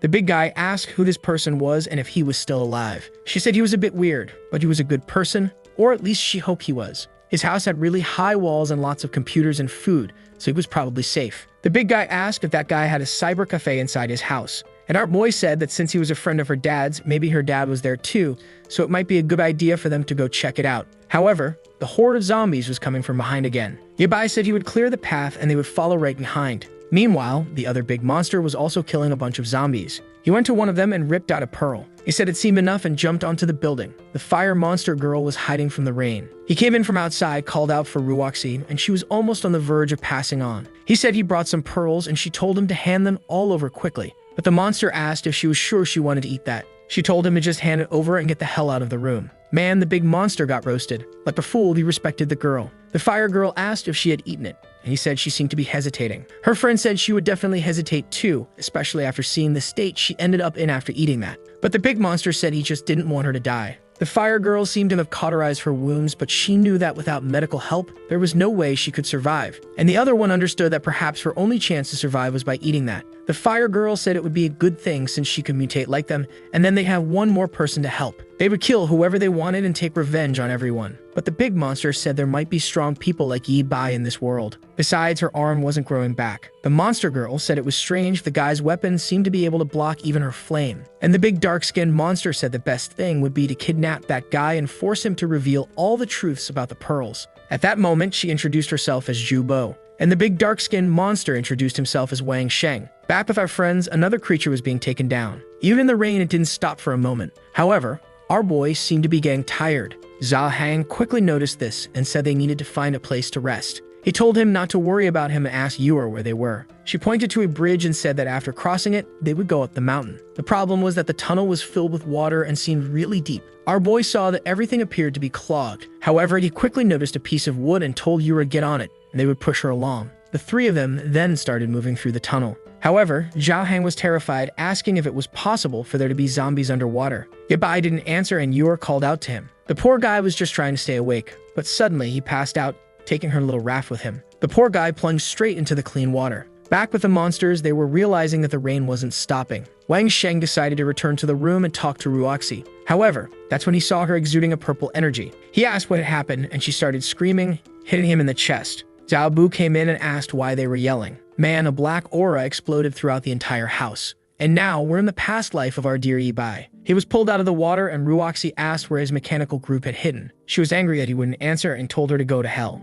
She then said he was arrogant and that he would pay the price for it. With that, he was forced back into the water. Sometime later, he woke up back in the present in a little room. There, Yuer was sleeping on his leg and woke up still a bit groggy. She was excited that he had finally woken up. However, he wanted to know where he was. At that moment, the big guy came in, taunting him, saying he had finally woken up. Yabai seemed upset that the big guy was still with them. He said that obviously it was him who had brought him to this place. Our boy asked how they brought him up the slope in such heavy rain. At that point, a gray-haired man entered the room and said he wanted to know that too. How could a boy, a big guy, and a child survive in streets full of zombies? Then Yuer got excited and called him Grandpa Zhang. He explained that Jia Reng had pulled our boy out of the water but didn't know what to do. Luckily, he had been watching everything on camera and approached with a car to save everyone. Yibai asked if he saw everything, and the old man said he saw him slicing through the zombies like they were cucumbers. That weapon of his was incredible, and he wanted to know where he had gotten it. Our boy stood up and said he couldn't say where and demanded it be returned immediately. The poor guy threatened the old man but collapsed to his knees from exhaustion. The old man then said that it seemed using that sword really drained anyone's energy. He apologized for not introducing himself. He said his name was Zhang and he could be called Professor Zhang. This was his lab where he conducted research on the zombie virus.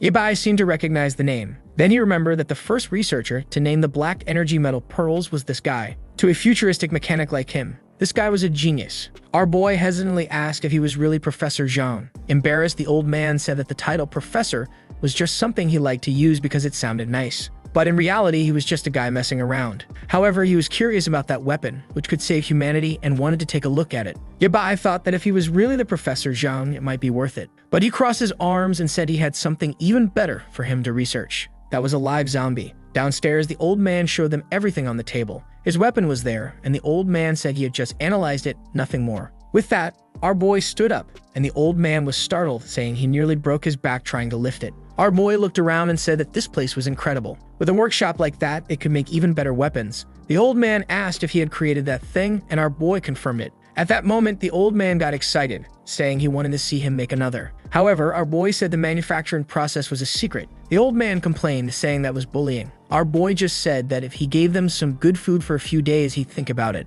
And on the old man's monitor, he had already seen information about the two of them a long time ago. Man, there isn't a single day of rest in this apocalyptic world. I even feel sorry for these zombies who are stuck with wet feet all the time. From inside the base, Yor was watching the cameras. Jen came in with a coffee, saying he was glad she was there. She said she was trying to do everything she could to help, and Zhang congratulated her for keeping an eye out for more survivors. However, he warned that unfortunately there was still no news of her father. She said that her father and Professor Zhang were good people, so she was sure he was okay. The old man then approached and asked if those two who came with her were really good people. That student didn't seem normal, knowing so much about this kind of technology at such a young age. Not to mention, he had a look in his eyes that he had seen in killers before. And the big guy seemed normal, but he believed he was hiding some secrets. At that moment, the big guy appeared and told the old man to stop bad-mouthing him to others. In his view, the old man was the weird one for living alone in such a huge place. With a helicopter landing pad on top, a bunch of cars, gasoline for several years, and lots of solar panels. Not to mention the mountains of food. The old man yelled, saying the big guy didn't know anything.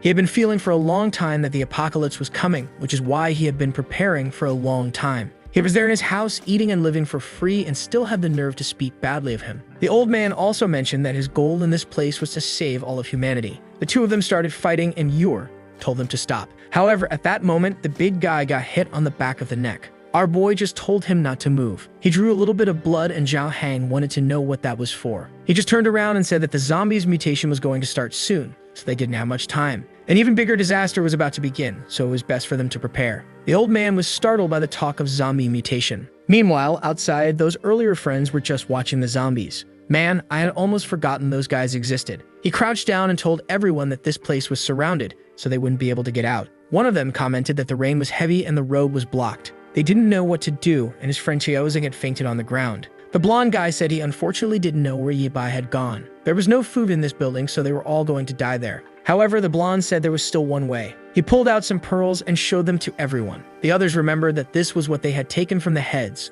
The blonde said that out of curiosity, he had kept some of them in secret, and he recalled that the creatures that attacked them had said they consumed these. One of the friends asked if he was seriously thinking about eating that pill, and then one of them interrupted and asked what that was, pointing to the side. From the top of another building, purple smoke was rising. The blonde wondered why there was a tornado in that place. Meanwhile, back at Zhang's house, our post-apocalyptic mechanic was deep in his production. Zhao Hang commented that he had been there for a few days and had no idea why he was so focused. Zhang quickly said that he was probably creating equipment to fight against the zombies, and maybe several of them would turn out like that black-spined creature and the other one of fire. Zhao Hang said that if that happened, everyone there would die. After all, they didn't seem to have any weapons in that place. The old man explained that he only wanted to create a shelter, not a war zone. Why would he need weapons? But suddenly Yor came running and called for them. She said she saw her father on one of the cameras. The three of them immediately rushed out, and he asked where she had seen him. She sat down at the computer and said she saw him at the east entrance. She even saved the video and told him to take a look. On one of the cameras, you could see her father covered in zombie entrails blending in with the crowd. The old man said that from his movements, it didn't seem like he had turned into a zombie.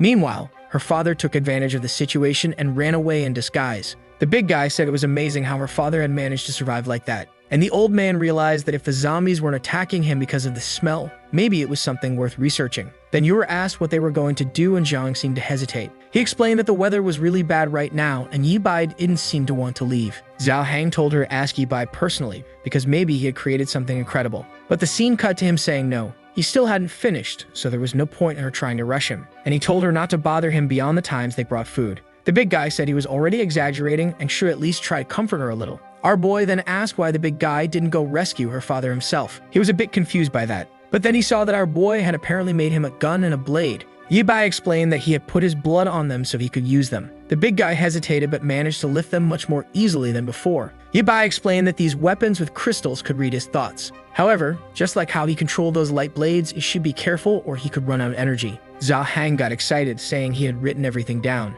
Then he asked about the gun he had picked up, and our boy confirmed it. He explained that to fire it, you first had to wait for the gun to generate energy. The bullets were strong, but you had to aim carefully because you couldn't fire too many times. Zhao Hang got excited, saying this thing looked like a laser cannon. He ran out, saying he couldn't wait to test all of it. He ran out of the base into the rain, aimed upward, and shot a laser into the sky. He immediately started shouting that it was incredible. He prepared the blade, made a cut, saying that now he had the same power as Yibai. The old man was furious at the big guy for experimenting with everything, and Zhao Hang was thrilled, saying he was now invincible. He put on his boots and raincoat, saying that regardless of what zombie came, he could take them down. He looked at the camera and told Yuer not to worry, that he would bring her father back in one piece. She was a bit worried and asked if he could really do that. The old man said that for now, they could only watch to see how long he'd stay so confident. He was wearing a headset, getting directions, and the old man explained that he had to go through the east. Unfortunately, that was the path toward the mountain, where there were no cameras, so he had to be careful. Zhao Hang told the old man to shut up, saying he could handle it. He follows the path and soon gets excited when he sees a bunch of zombies coming his way. The creatures advance and he smiles, saying it's time to test his friend's gift. He unleashes the famous green crescent slash, cutting everyone in half. He starts shouting that he's too strong now and afraid of no one. However, that's when he notices something on the side. Another person had seen that strange purple tornado. He finishes off a few more zombies and asks if the people in the room had seen it too. The rain seemed to be getting even worse and a purple tornado was forming on the eastern side. The old man said the camera couldn't see it, but the detectors were showing wind speeds close to level 6. It was very dangerous to stay outside, so he should return to the house quickly. Zhao Hang apologized to Yuer and said that unfortunately, he couldn't win against the power of the gods. An old man Zhang told Yuer to stay calm, assuring her that her father would definitely find a place to protect himself. Zhao Hang then approached the gate. Suddenly, the alarm started blaring and the old man got scared, going to see what had happened. He then told everyone to calm down, saying he had only brought a zombie because it seemed Yi Bai had asked him to bring one. Excited to see the zombie was alive, he said to wait a moment and ran off, saying he'd be back in a second. The old man, just as excited,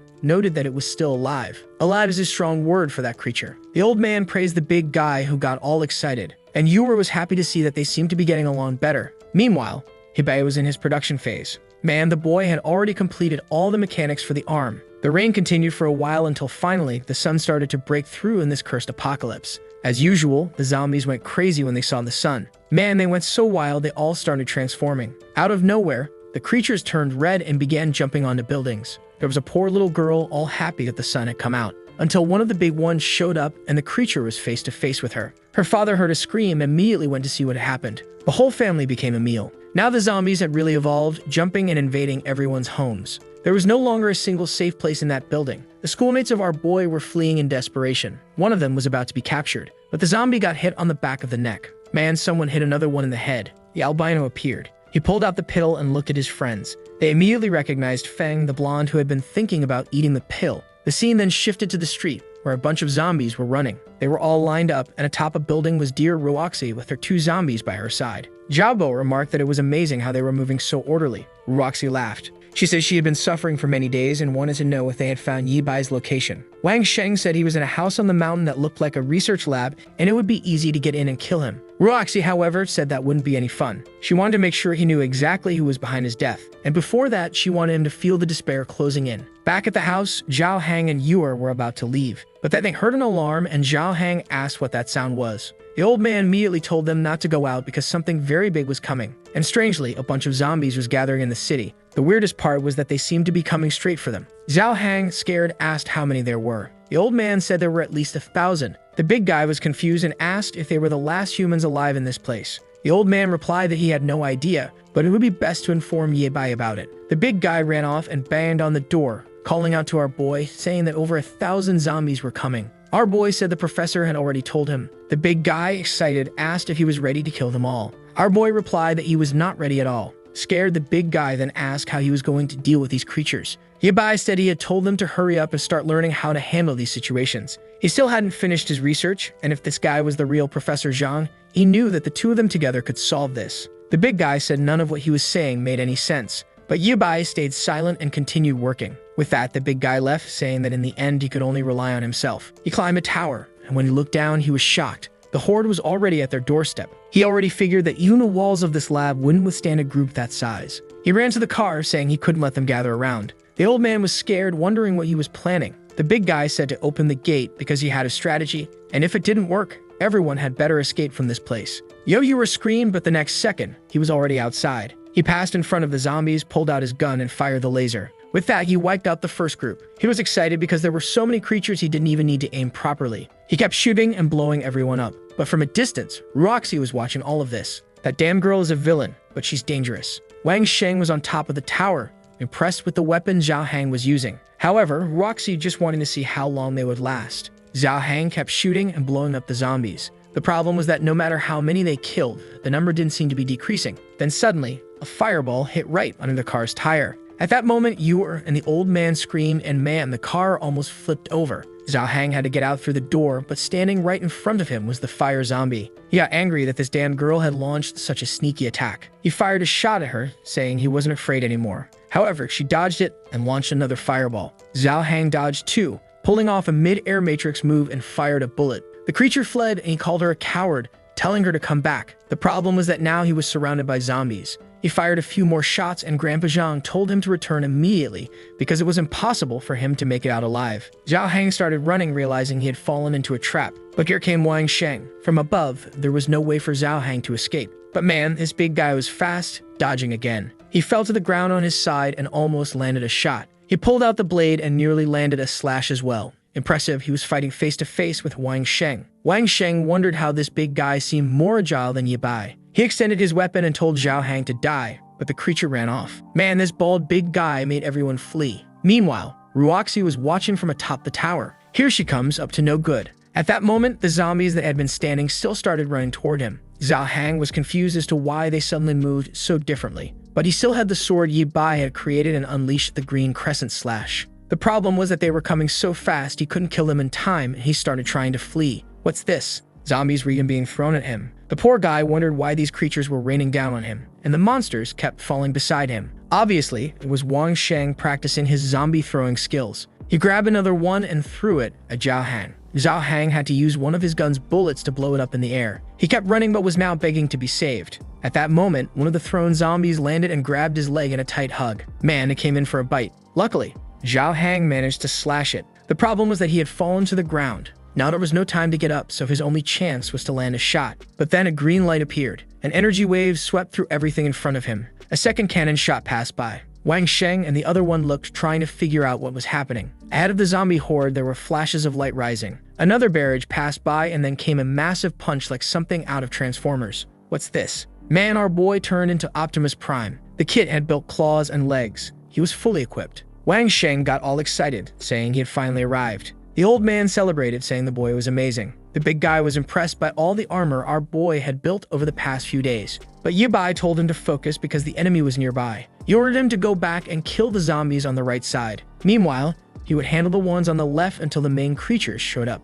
Wang Sheng said that with him here, he was confident they could win this. Immediately, he went back to blasting the creatures. Ye Bai looked around and even activated a booster on his robot. The kid took off flying, activated his giant Optimus Prime hand, and smashed everything. Man, this kid had become insanely strong. The big guy was impressed, saying he had gotten just a bit too strong. At least after killing so many zombies, they were sure they have plenty of pearls to produce more weapons. Excited, he went back to finishing off more zombies. That damned Roxy was still watching from afar. Wang Sheng, scared, said that with this new power, there was no way they could get close. She got angry, saying the damn boy thought he was safe just because of that armor. Obviously, she wasn't going to let that slide. Another punch smashed into the zombies, crushing more of them. A laser fired forward as the old man watched on the screen. He was impressed, saying that the boy's exoskeleton was something that shouldn't even exist in this era. He couldn't even imagine how he had used all those scraps of metal he had abandoned to create something like this. That's when Yor revealed that what he was using was a metal that came from inside the zombies' heads. The old man was shocked by this revelation. Now it was clear why Ye Bai had been hiding this information from him for so long. He ran off, saying he was going to mess with that zombie they had brought in to study it.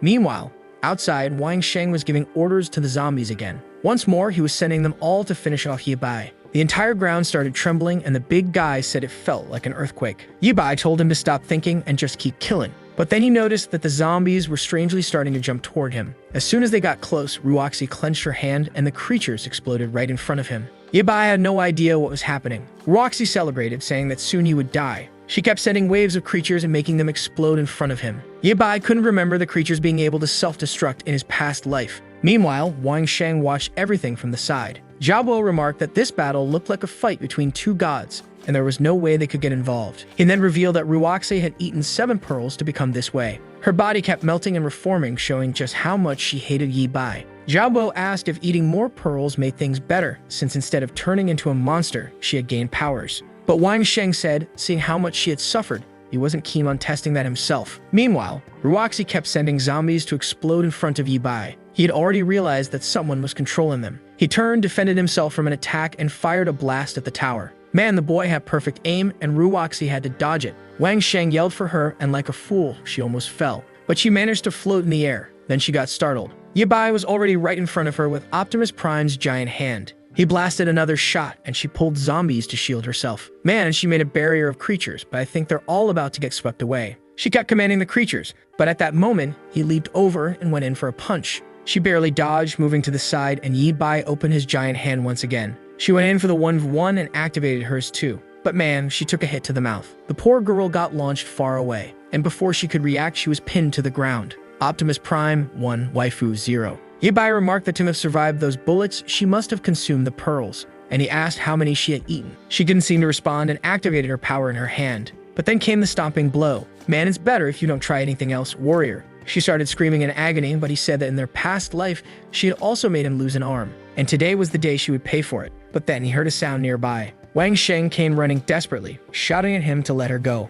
But Yabai just opened his giant hand and fired a shot. The monster managed to dodge and started circling him. He took advantage of the opening and jumped over. But our boy didn't hesitate and struck Wang Sheng's arm with a hand holding Ruoxi. With the other hand, he activated the laser and hit him right in the chest. Man, bad luck for the fool who was thrown far away. Seeing Wang Sheng defeated and Ruoxi easily captured, Jubo knew she had no chance. Perhaps her best option was to flee that place. The poor girl was still crushed under the giant robot. Our boy remarked that it was crazy how she seemed to be one of the chosen ones since she had consumed pearls and still maintained a human form. However, he knew how dangerous she was, so to avoid future problems, he was going to finish her off now. But just as he was about to crush her, the zombies started to transform. Yabai was shocked and wondered why they had already reached rank 1. Yo Yura reported that more and more zombies were surrounding the lab. Zhao Hang was holding the line, but some had already broken through and were climbing the walls. Ruoxi started laughing. She said they were all going to die and become her zombie slaves. Tired of it, Yabai threw her far away and she crashed into the zombies.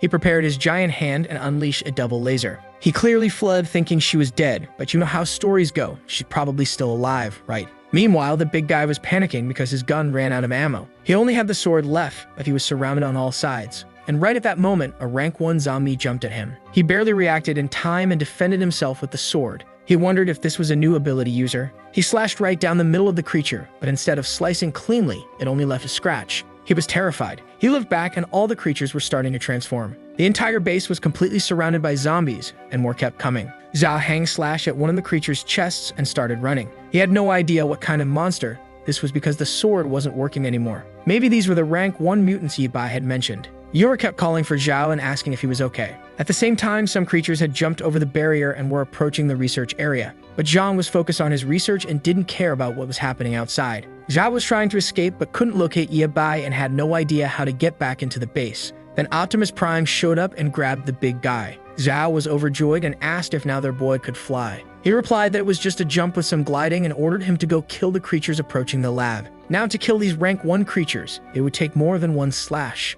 But you should be careful because these creatures were much more agile than before. The big guy collapsed on the ground, exhausted, saying he could finally breathe a little. At that moment, Yabai jumped to the top of the gate, prepared the Optimus hand, and began evaporating everything in sight. The problem was that while he was clearing one side, the creatures were invading from the other. The big guy was exhausted, calling out to Ewer, saying he was thirsty. He then heard something nearby and saw a creature approaching. It was getting close when he managed to grab the blade and stabbed it in the chest. Man, he threw the first one to the ground and ripped it in half. This kid doesn't stop and hit it again. Then Yura appeared, saying she brought the water he asked for. She asked if Zhao Hang was okay, and upon getting closer, remarked that this zombie was different from the others. Inside the creature's head, he found a red pearl. Meanwhile, Professor Zhang finally found what they had been talking about. Even though the stone was dull, you could see a strange green light within it. The question remains whether humans become mutants because of this metal, or if the metal forms when they turn into zombies. He was eager to uncover all the secrets of that material. Meanwhile, outside, our boy was cleaning up the place. He killed one here, smashed 2 more there. A swipe of his hand, and he finally said it was over. He shouted from outside, telling the big guy to come collect the pearls because he had cleared everything. Zhao Hang gave a thumbs up, saying he was really efficient. Upon seeing the pile of dead monsters, the big guy complained that it would take forever to gather them all. He then turned to Yabai, saying that if he helped him gather them, he also wanted a mecha for himself. Our boy said he'd think about it later because now he needed to sleep. But then the old man came over to talk to him. He said it was time for Yabai to reveal all the secrets about that strange pearl.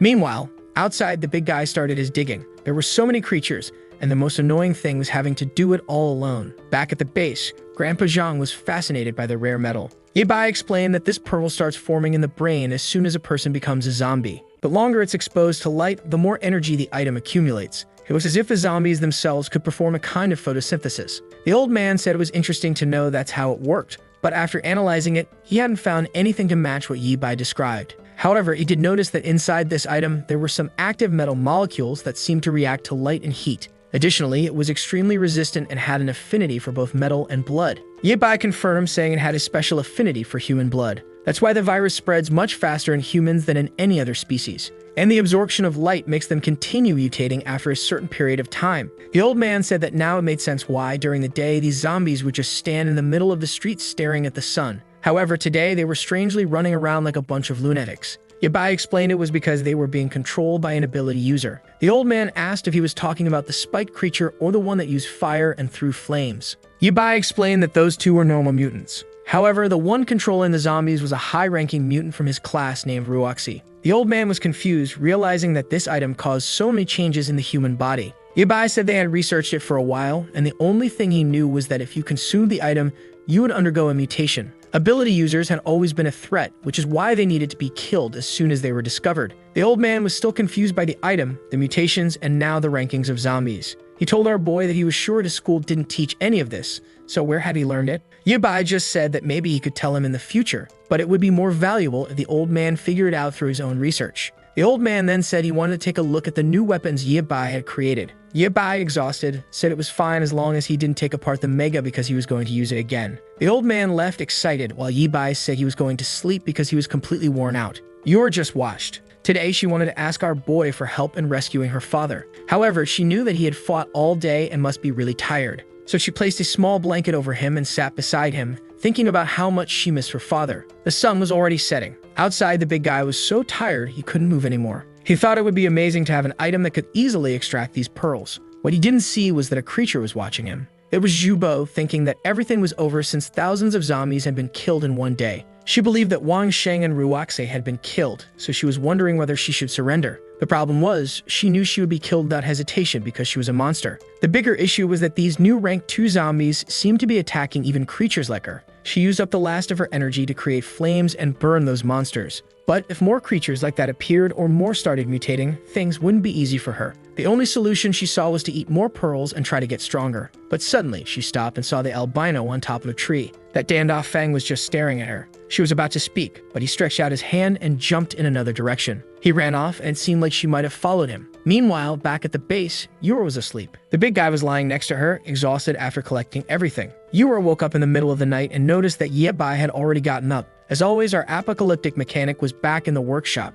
With his blowtorch in hand, he was at it again. The sun rose, and we were back at that convenience store from the beginning. Yura's father slowly approached. He entered the store looking for her, but everything was destroyed. On one of the tables, he found a message she left saying she was going to find him. The problem was that now he had no idea where she was either. Outside, the place was filled with zombies. As usual, they stood still with glowing eyes, staring at the sun. Back at the base, a spiky Batmobile had been born, armored with 4 giant wheels. Obviously, the one who was going to drive already had a huge smile on his face. This Yabai is something else. The boy built an entire car in one night. The big guy, excited, asked if it was made of rare material and if it could transform into a mecha. Our boy said it was just a regular car, but he needed to know it had 2,000 pearls and 12 rank 1 zombie pearls. The big guy agreed it suited him perfectly and asked when they were going to go test it out. He was eager to leave and find Yura's father, but at that moment, she asked them to wait. She said this time she wanted to go with them. However, Yabai said that outside was full of rank 1 zombies, and she would die if she went. She said she had been following all their orders, but this time she wanted to personally find her father. Our boy told her to stop being stubborn, or he would ask the professor to lock her up in the lab. The poor girl started crying, calling for her father. The big guy scolded our boy, asking why he made Yura cry. Suddenly, Professor Zhang appeared and told her to calm down a bit. He showed her a new drone, saying he had fixed it. It was his first invention using that rare material. Not only could it now carry much more energy and last a lot longer, but communication and stability had also improved. This way, she could stay safely at the base while still helping to find her father. Yabai praised the old man, saying he had quickly learned how to use the item. The old man laughed, saying he wasn't a real professor, but at least he managed to make something like this. Our boy then prepared the car and told the big guy it was time to go. Excited, Zhao Hang couldn't wait to fire up the Rhino. Yura asked them to be careful, and the big guy floored it. The Batmobile shot out of the base and tore through the forest. He was impressed that any terrain felt like asphalt. Then they hit the road, driving through all the other cars. excited that his new car made the others look like tofu. A while later, Yibai said they had spotted her father in this area. They kept driving through the city, but the big guy commented that it was strange there were no zombies around. That's when one of them smiled and a bunch of zombies were on the rooftops. The next second, they were all over the car, pounding on the metal. The big creatures were trying to break everything, but nothing was happening. One of them came to the windshield and the big guy told the creature to stop blocking his view. He turned to Yibai and asked if the car had any weapons. Our boy said gunpowder was useless, so he had prepared something better. As soon as he pressed a button, the entire car became enveloped in green electricity. The lightning struck the zombies and man, they evaporated instantly. I was as shocked as the big guy, jaw dropped in amazement. The protagonist then said if there were so many rank 1 zombies here, no one could be alive, so they should change direction. They took another path, but from the top of a building, someone was watching them. The person smiled, saying it looked interesting. They approached what looked like a shopping mall, and the big guy said that was where they had seen her father on the cameras. Our boy said to release the drone and told viewer to start searching for him. With that, she began flying the drone, checking each of the rooms. The big guy asked what they should do in the meantime. Our boy said if he wanted to check out the lower floors, he could, but for now, he was going back to sleep. The big guy said he felt safer in the vehicle, so maybe a good idea would be driving around and honking the horn. They kept driving down the road, and Ewer said she saw some zombies approaching them. The big guy got scared for a second, but then got excited to test the new weapons. He pressed a button, and spikes popped out of the tires. With that, he drove toward the creatures and sliced through everything. Another button fired a laser, evaporating half the street. Ewer asked him to be careful, reminding him that her father could be in one of those houses. He pressed the next button, hoping it wasn't too destructive. In front of the car, a meat grinder appeared. He drove over the first creatures and the system informed him he had obtained another pearl. The big guy's dream of having a collection tool had come true, and he went to give Yibai a hug. The car started swerving on the road and Ewer was confused about what was happening. Inside, the big guy had hit his head 5 times. But at that moment, Ewer screamed, saying she had found her father's car. It was about 500 meters away and she was sending the images. Zhao Hang told her not to worry, that they would find her father. However, she mentioned that the car was broken and the windshield was damaged. She was worried something had happened to her father when he came to get those supplies. Yibai told her to check the drone to see if he left a message because he probably wasn't too far away.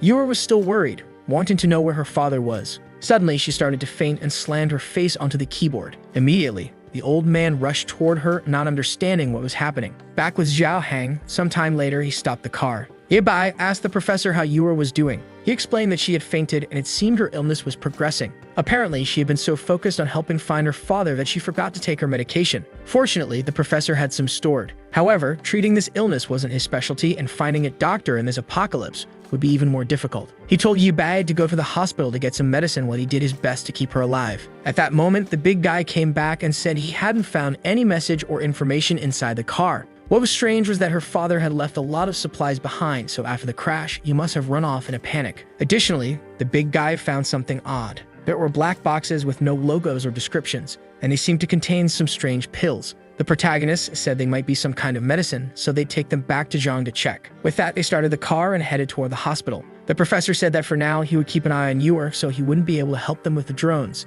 Back in the car, the big guy was sad to learn that Ewer had leukemia. Now he understood why Yibai hadn't allowed her to come with them. He talked about finding the medicine, but Yibai told him to shut up and just drive to the hospital. Yibai knew that in 2 years, all the supplies in the city would run out and this place would become an abandoned wasteland. And the worst part was that at the current pace, it was happening faster than he expected. Maybe, in the end, he wouldn't be able to change anything. And perhaps it was better to consider a different option than letting her live in this miserable world. The scene shifted to someone injecting a liquid into Zhu Bo's arm, which immediately began to regenerate. She was confused as to how that was possible. Even her flames had returned. The blonde in the hat said it was impressive that she was a fire user. Zhao Bo thanked him and asked which organization he said he was from. The blonde opened his arms and said they specialize in gathering people with abilities. Their goal was to create a paradise for those chosen in this world. Zhao Bo, confused, asked if the blonde was also a user. He said yes, and that there were many others like him. She asked if it was possible to maintain a human appearance like his. He said yes, that his group had the solution. They could live peacefully and happily in this new world. Meanwhile, in front of the hospital,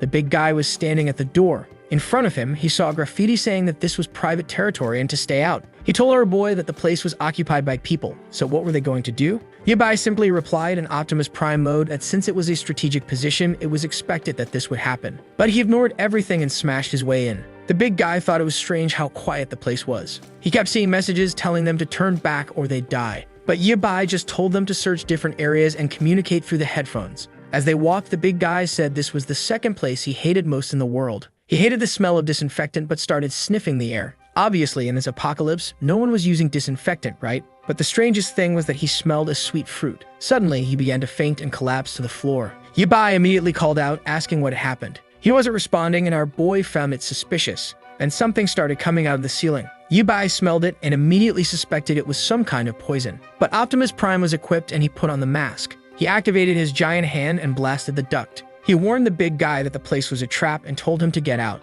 but someone appeared next to him. Man, our boy didn't hesitate and went in for a punch at the doctor. But strangely, he stopped just before hitting her. She touched the robot and said his mecha was really cool. She then remarked that it must have been created using zombie pearls and that she wanted to meet the person who made it. Yabai wasn't sure if she was an ability user and simply asked who she was. The girl introduced herself as Tang Tang and said she was a sweet genius doctor. Yabai, however, asked why the poison and whether she had consumed any of the pearls. She said she released the poison to anesthetize the invaders but was curious about this pearl-eating thing. Yabai told her to forget about that and asked if she was the only one there. She said she was the only princess of that castle and asked if the demon king was trying to capture her. Yabai, exhausted from this, asked if she wasn't afraid of death. The crazy girl said death was as charming as candy to her, and if she died for what she loved most, she'd have no regrets. Our boy wondered if she was insane. He then asked what she meant by being a genius and what she was specialized in. She said she was a doctor specializing in viruses. Now our boy was interested. He immediately wanted to know what she had discovered about the pearls and if she used them to make those poisons.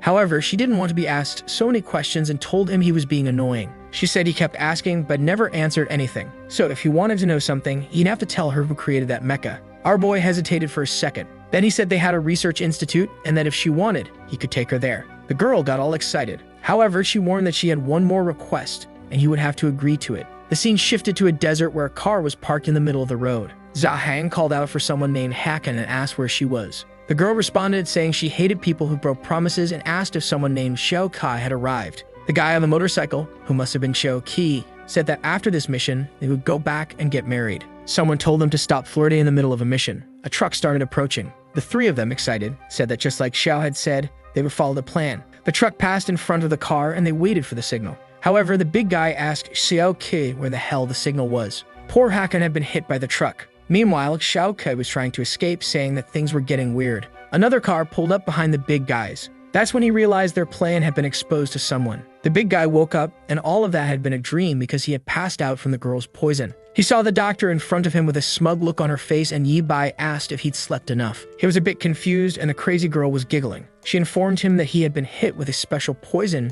she created that put people to sleep for 3 hours straight. And the interesting part was that if she hadn't administered the cure, his body would have turned into a pool of blood. Yabai just told them to stop chatting and start loading all those items into the vehicle. Tang Tang politely asked Zhao Hang for help, but he wasn't too eager. Then she changed her expression and told him he'd better listen or he'd end up in one of those jars. The poor guy quickly grabbed the jars and got moving. She thanked him, saying they were true gentlemen. Meanwhile, Yabai wanted to know who she really was. He remembered the sweet poison from his past life. One of the main ways to fight zombies in the future was with this kind of terrifying gas. If this girl was one of the first to create such an item, it would be worth having her on the team and helping her develop it. At the very least, he couldn't let someone like her fall into the hands of another gang. A while later, everything was loaded. The car held way more than it seemed. She said it was very cute and that it looked like it had also been made using pearls. She remarked that it was perfect for a princess like her. The big guy asked our boy if it was really okay to bring along someone this crazy. Yabai replied that they needed her research on the medicines and her help with the trip.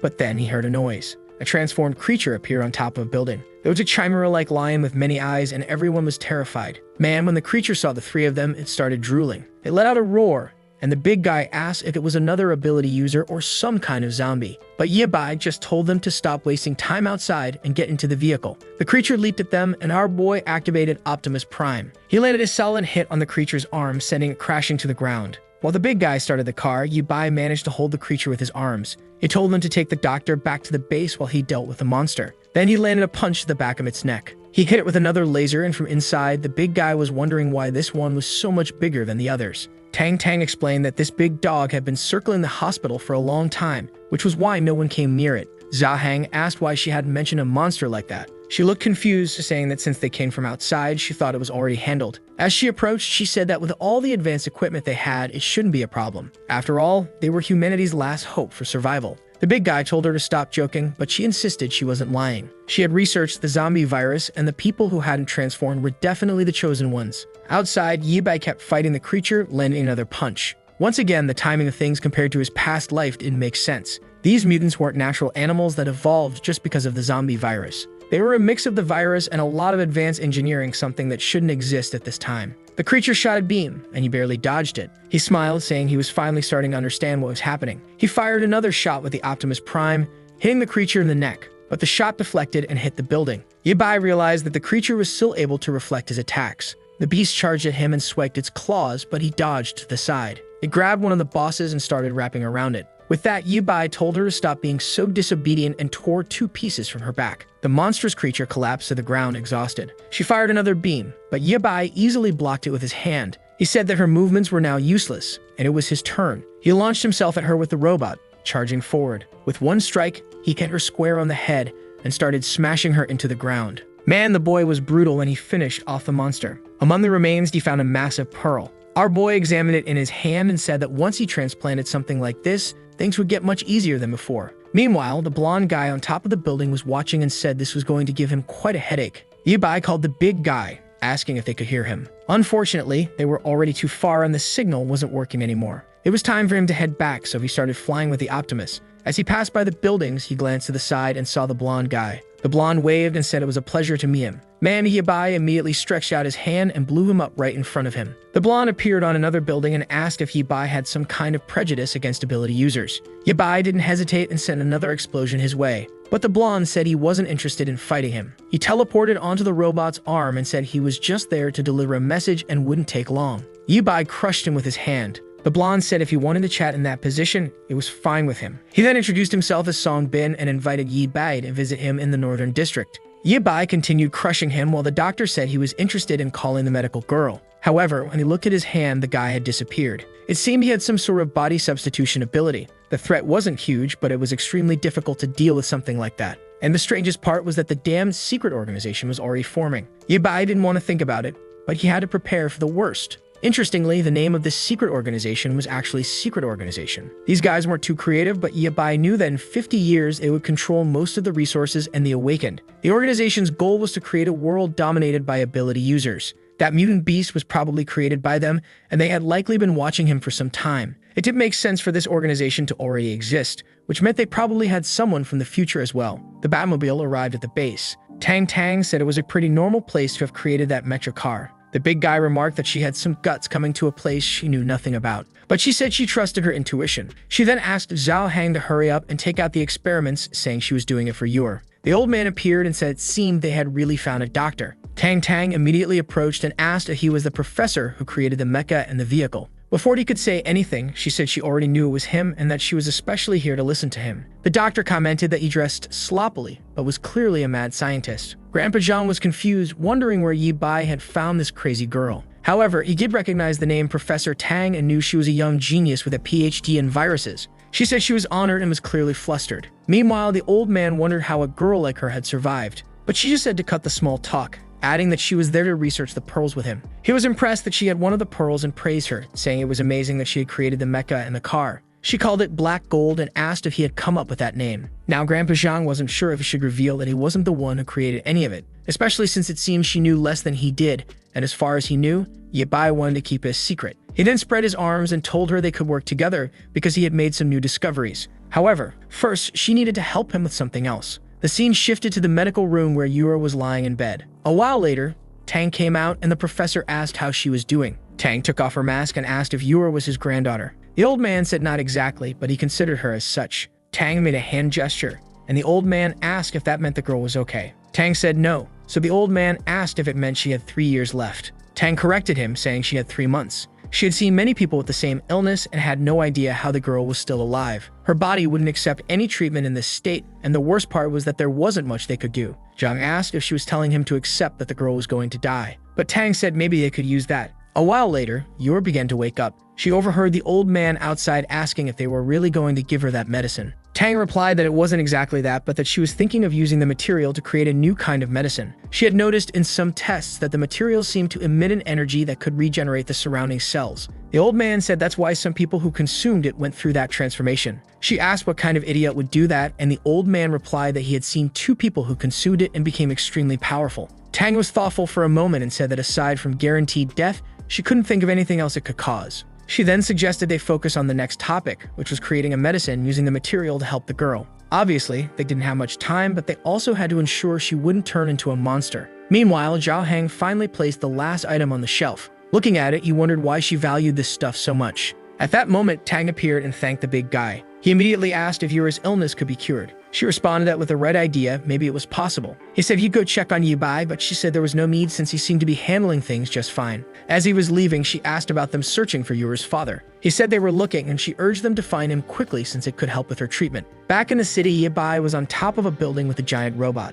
The sun was blazing and he hadn't found Yura's father. He decided to fly around and search for water until he found a shopping mall and decided to go inside. He broke the glass and found himself in front of a pool. Obviously, even though there was water, it wasn't drinkable. But he heard a strange sound and started to approach. Suddenly, something strange rushed past him, and he quickly aimed with the robot, firing a laser. Out of nowhere, the creature burst out of the wall and lunged at him. Man, the thing was huge, but luckily, his robot arms were huge too. He was confused by this new monster and readied his hand to fire, but the creature knocked him away. This time, Yi Bai slammed into the wall. He cursed the beast and fired again, but it dodged easily and came at him from the side. Yi Bai tried to punch, but the creature was too fast and dodged again. It managed to land a hit, but Yi Bai grabbed hold of it. He yanked the creature to the side and slammed it into the ground. Once again, he activated the laser and hit it right in the neck. The monster fell off, revealing a woman emerging from it. Man, now these creatures were shooting lasers too, and Yi Bai was shocked. Meanwhile, out on the street, the big guy was looking for Yi Bai. He couldn't find him until the drone activated. It was Yura,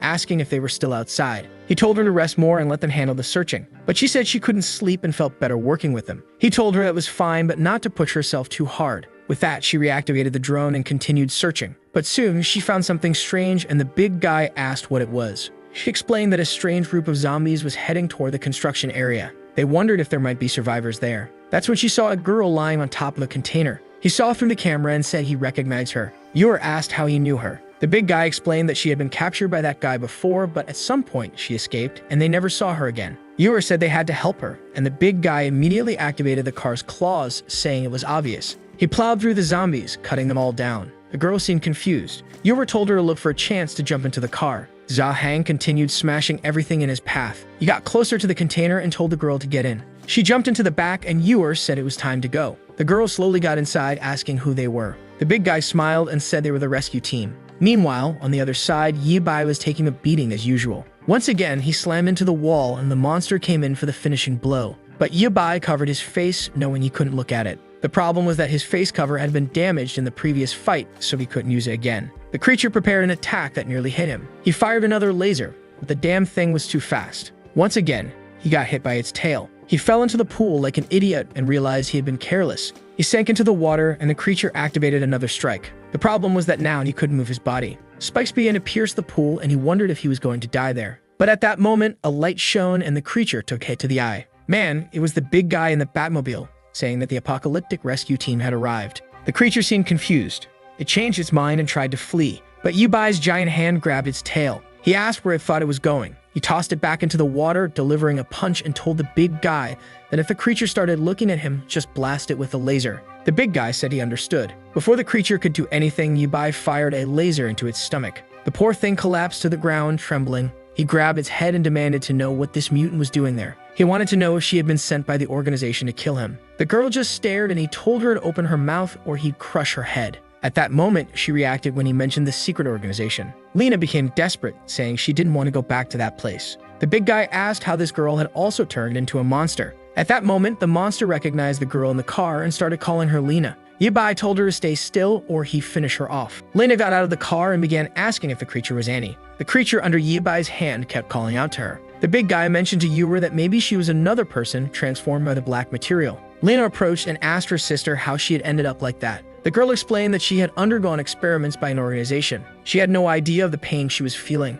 Yi Bai then told her to move away, saying he'd end her suffering. But Lena begged him not to kill her because even transformed, she was still her sister. Yura stepped in front of Yi Bai and asked him to wait a moment. Yi Bai warned her to get out of his way or he'd smash that drone. Yura pleaded, saying they had just reunited and he couldn't take her life like that. But the protagonist argued that someone transformed had an extremely unstable mind, making it too dangerous to leave her alive. Even so, Lena wouldn't move and kept crying with her sister. Yu begged Yi Bai to at least let them talk to see what would happen. But Yi Bai reminded her that this creature had merely killed him and there was no way he'd let her walk away alive. However, the big guy suggested Yi Bai thank Yu because if it weren't for her, it wouldn't have arrived in time. With that, Yi Bai began to retreat. He let go of the creature and walked away, calling them a bunch of idiots. The monster stood up and asked if they were from the secret organization. Yu said no, that they were just walking through the city looking for survivors. Annie then explained that after the transformation, she managed to escape. However, the organization kept sending giant dogs to hunt her down in this place. Yu asked why she had attacked Yi Bai,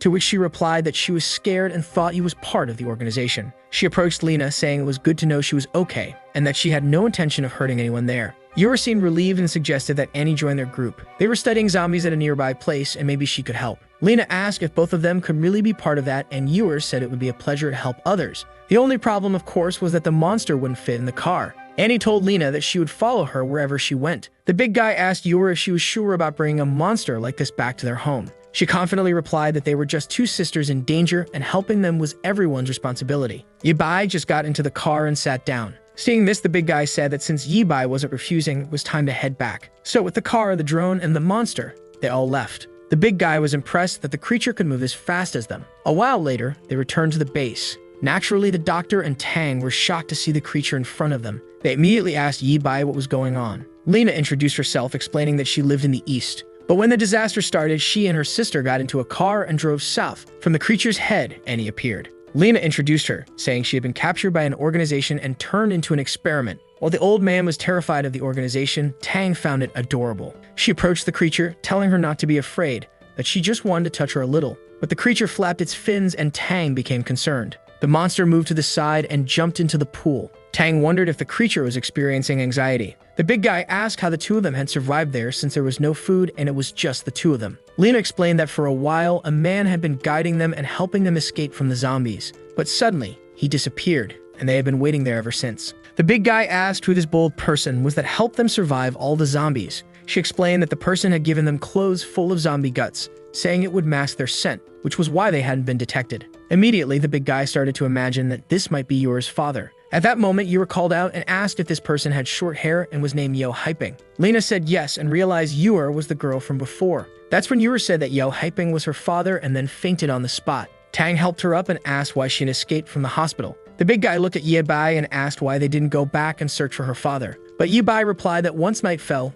things would get more dangerous outside and he needed to strengthen his mecha. At that moment, the old man approached and said it was time for Yi Bai to give a proper explanation because he seemed to know everything. He had no idea why Yi Bai was keeping all these secrets or what the danger was in telling the truth. The big guy added that if something really happened to Yi Bai, no one else would be able to survive without his help. Yi Bai stayed silent for a second and then said it was indeed time to share everything with them. He told everyone that he was a traveler from 50 years in the future. The big guy immediately believed him, saying that now it made sense why Yi Bai didn't seem like an ordinary person. The old man was shocked by this revelation and asked what kind of time travel Yi Bai was talking about. Tang was amazed, saying that humans had survived for more than 50 years. Yi Bai explained that everything started with that pearl, the item that began the destruction of the world but also brought about the greatest technological advancement they had ever seen. In studying the material, they discovered that it was possible to send someone's consciousness back to the past. However, the person in the past had to be within the activation radius of the item. The old man was horrified, and Yi Bai explained that this was how they were able to go back to the beginning of the virus.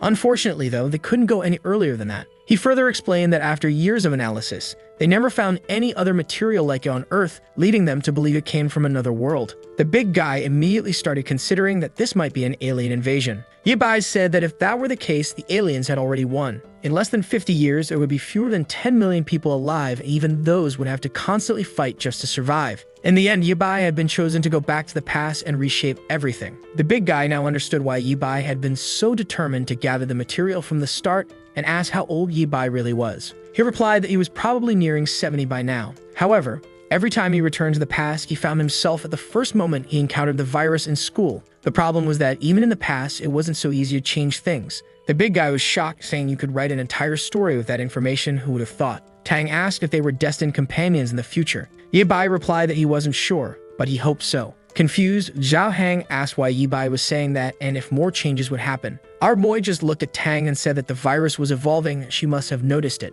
Tang confirmed, saying that their survival was already a miracle. That's because the zombie virus wasn't transmitted by a bite but spread freely through the air. Immediately, the two of them stood up in shock. asking how they had been transformed. Tang explained that's why she liked to say they were the chosen ones. Some people seem to have certain antibodies that allowed them to resist the virus, but she couldn't guarantee that a bite wouldn't cause transformation. Ye Bai revealed that the truth was, they had all been infected a long time ago. In theory, they would eventually turn into zombies as well. Even though they might be immune to the airborne virus, that didn't mean they couldn't be infected by other means. Zhao Hang was amazed that Ye Bai had managed to hide all of this for so long. Ye Bai said he had done so because he had recently confirmed his suspicion. It seemed that someone from the future was accelerating the progression of the virus. This group was known as the Black Order. The scene switched to Zhu Bo. Turns out, Zhu Bo was a man after all. Up until now, I had thought it was a woman. He really managed to return to normal. I thought the blonde guy was lying to him. Zhao Bo smiled, saying that now he was officially a member of the squad. He was thrilled, saying they were incredible. Meanwhile, a white-haired girl watched through a window.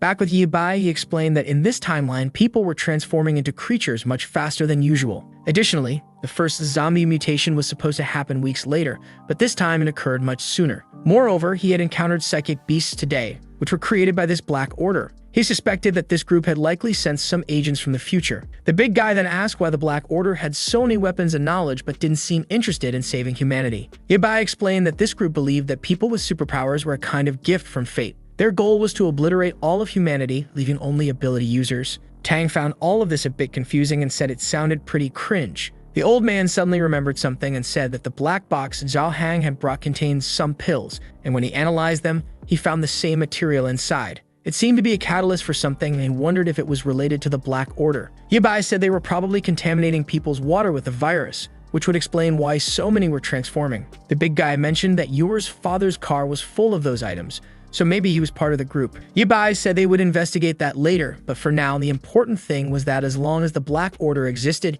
humanity wouldn't be able to survive. He then showed a map with the changes he wanted to make to the base to increase their chances of surviving an attack. He asked Tang to keep taking care of Yuer, who in turn asked if Ye Bai was her brother by any chance. Ye Bai asked if that would be a problem, and she said it was just a medical thing. He replied that it had nothing to do with that and told the big guy to go back and help Tang and the old man prepare everything. Back in the room, Yuer slowly woke up. She got up and saw Lena sleeping next to her. With that, she left the room and began walking down the corridor. In one of the rooms, Tang was saying that Ye Bai didn't seem to be lying about his story. She drank something and slumped over the table, saying she had hoped the problems would end, but they were only increasing. At that moment, Yuer appeared beside her. The doctor asked what Yuer was doing there and told her to go back to sleep. However, Yuer said she couldn't sleep and wanted to go outside for a bit. Tang replied that everyone was sleeping and soon Ye Bai would be back to search for her father, so there was no need to worry. Yuer then said she had overheard of her talking to someone and asked who else was there. Tang responded that it seemed she had heard correctly. She pointed to a head and said, "It's him." Yuer,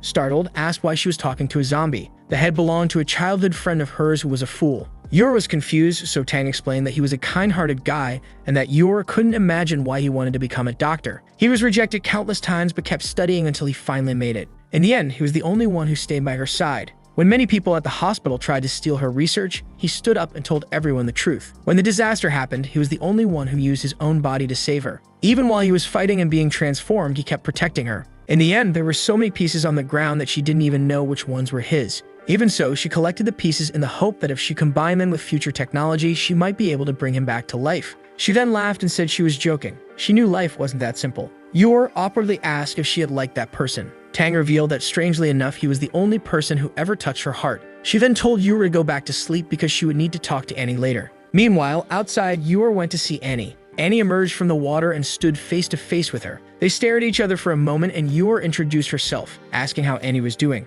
Annie explained that she always had to stay hidden because she couldn't afford to be found by the organization. Yuer said that what had been done to her body was cruel and asked if it hurt. Annie responded that just thinking about the past gave her chills, but nowadays she didn't feel anything anymore. Yuer was thoughtful for a moment and Annie said she could tell that Yuer also seemed to be in pain. She gently touched Yuer and asked how she could tell. As the monster was about to say that humans are all the same, she suddenly fainted. Annie caught her with her fins and called for Tang. Tang came running, panicking, asking what Yuer was doing there when she had told her to go back to bed. Tang touched Yuer's head and said that at this rate, there was no way to save her if she kept acting like this. But Yuer simply apologized and said she had a request. She wanted the doctor's help to complete the surgery. Meanwhile, Ye Bai was working on Optimus Prime 2.0. At the same time in the city, Yuer's father was now searching for Annie and Lena. He didn't know where they had gone and wondered if they had been attacked by zombies. It was strange since he had protected the area well and there shouldn't have been any creatures around. Not to mention the massive tire tracks on the street, he had no idea what had passed through there. Suddenly, wings flapped in the sky, and when he looked up, a dragon was flying by. The creature circled a building and he felt relieved. However, at that moment, a man with a blue beard appeared, saying he had finally found him. Back at the lab, Yor was inside a tank. Outside, Yebai and the old man were watching everything.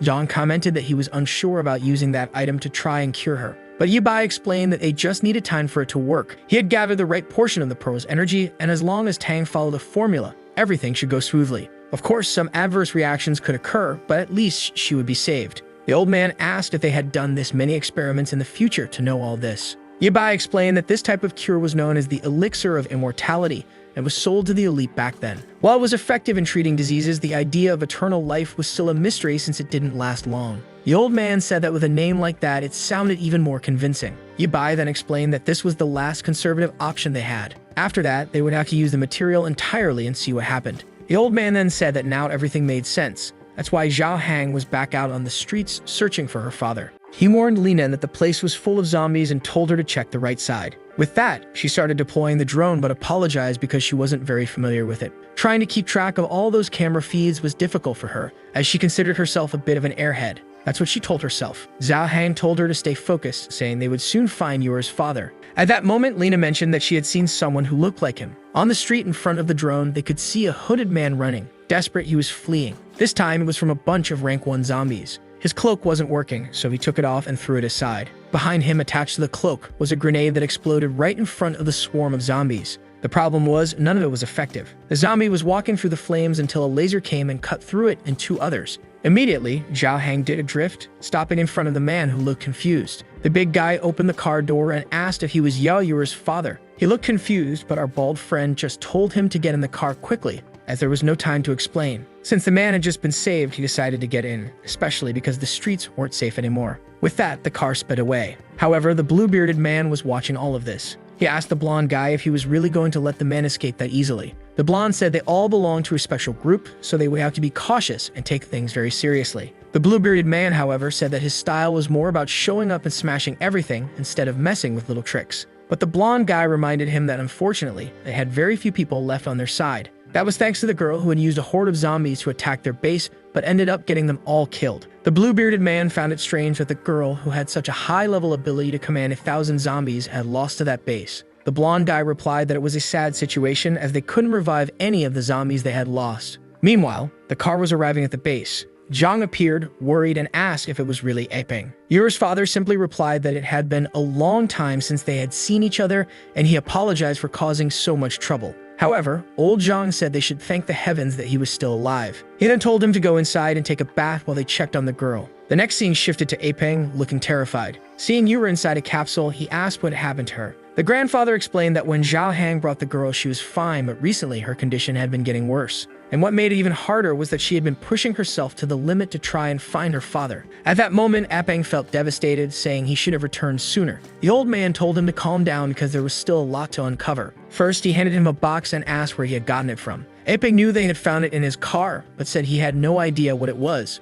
Zhang then asked how he had come by it. He explained that he had spoken with a man named Loro from a group called the Black Group, which initially seemed like a charity organization. He had received these drugs, which were supposedly meant to help Yor, but he never imagined the truth behind it. The old man asked if he was part of this group and what the drugs were for. Eping explained that these drugs had caused several emergencies in the city, and when he discovered the true nature of the organization, he wanted out. He had continued working with the group, hoping that one day he could escape and return to Yor. However, when he fled the place and returned, he had been surrounded by a horde. But in the end, this still happened to her. He told himself that he had always taught her to spread love and kindness, yet he had been helping the wrong people. He began lamenting, saying he was truly an incompetent father. That's when Tang appeared and told him that Yor was still alive and fighting. She then told him to donate some blood since he was her biological father. Unfortunately, no one else there could donate to her, so he was their only hope. Immediately, Eping stretched out his arm and told her to take as much blood as she needed. The doctor cheered, saying it was a good thing he had arrived, or else she would have had to use that material on the girl.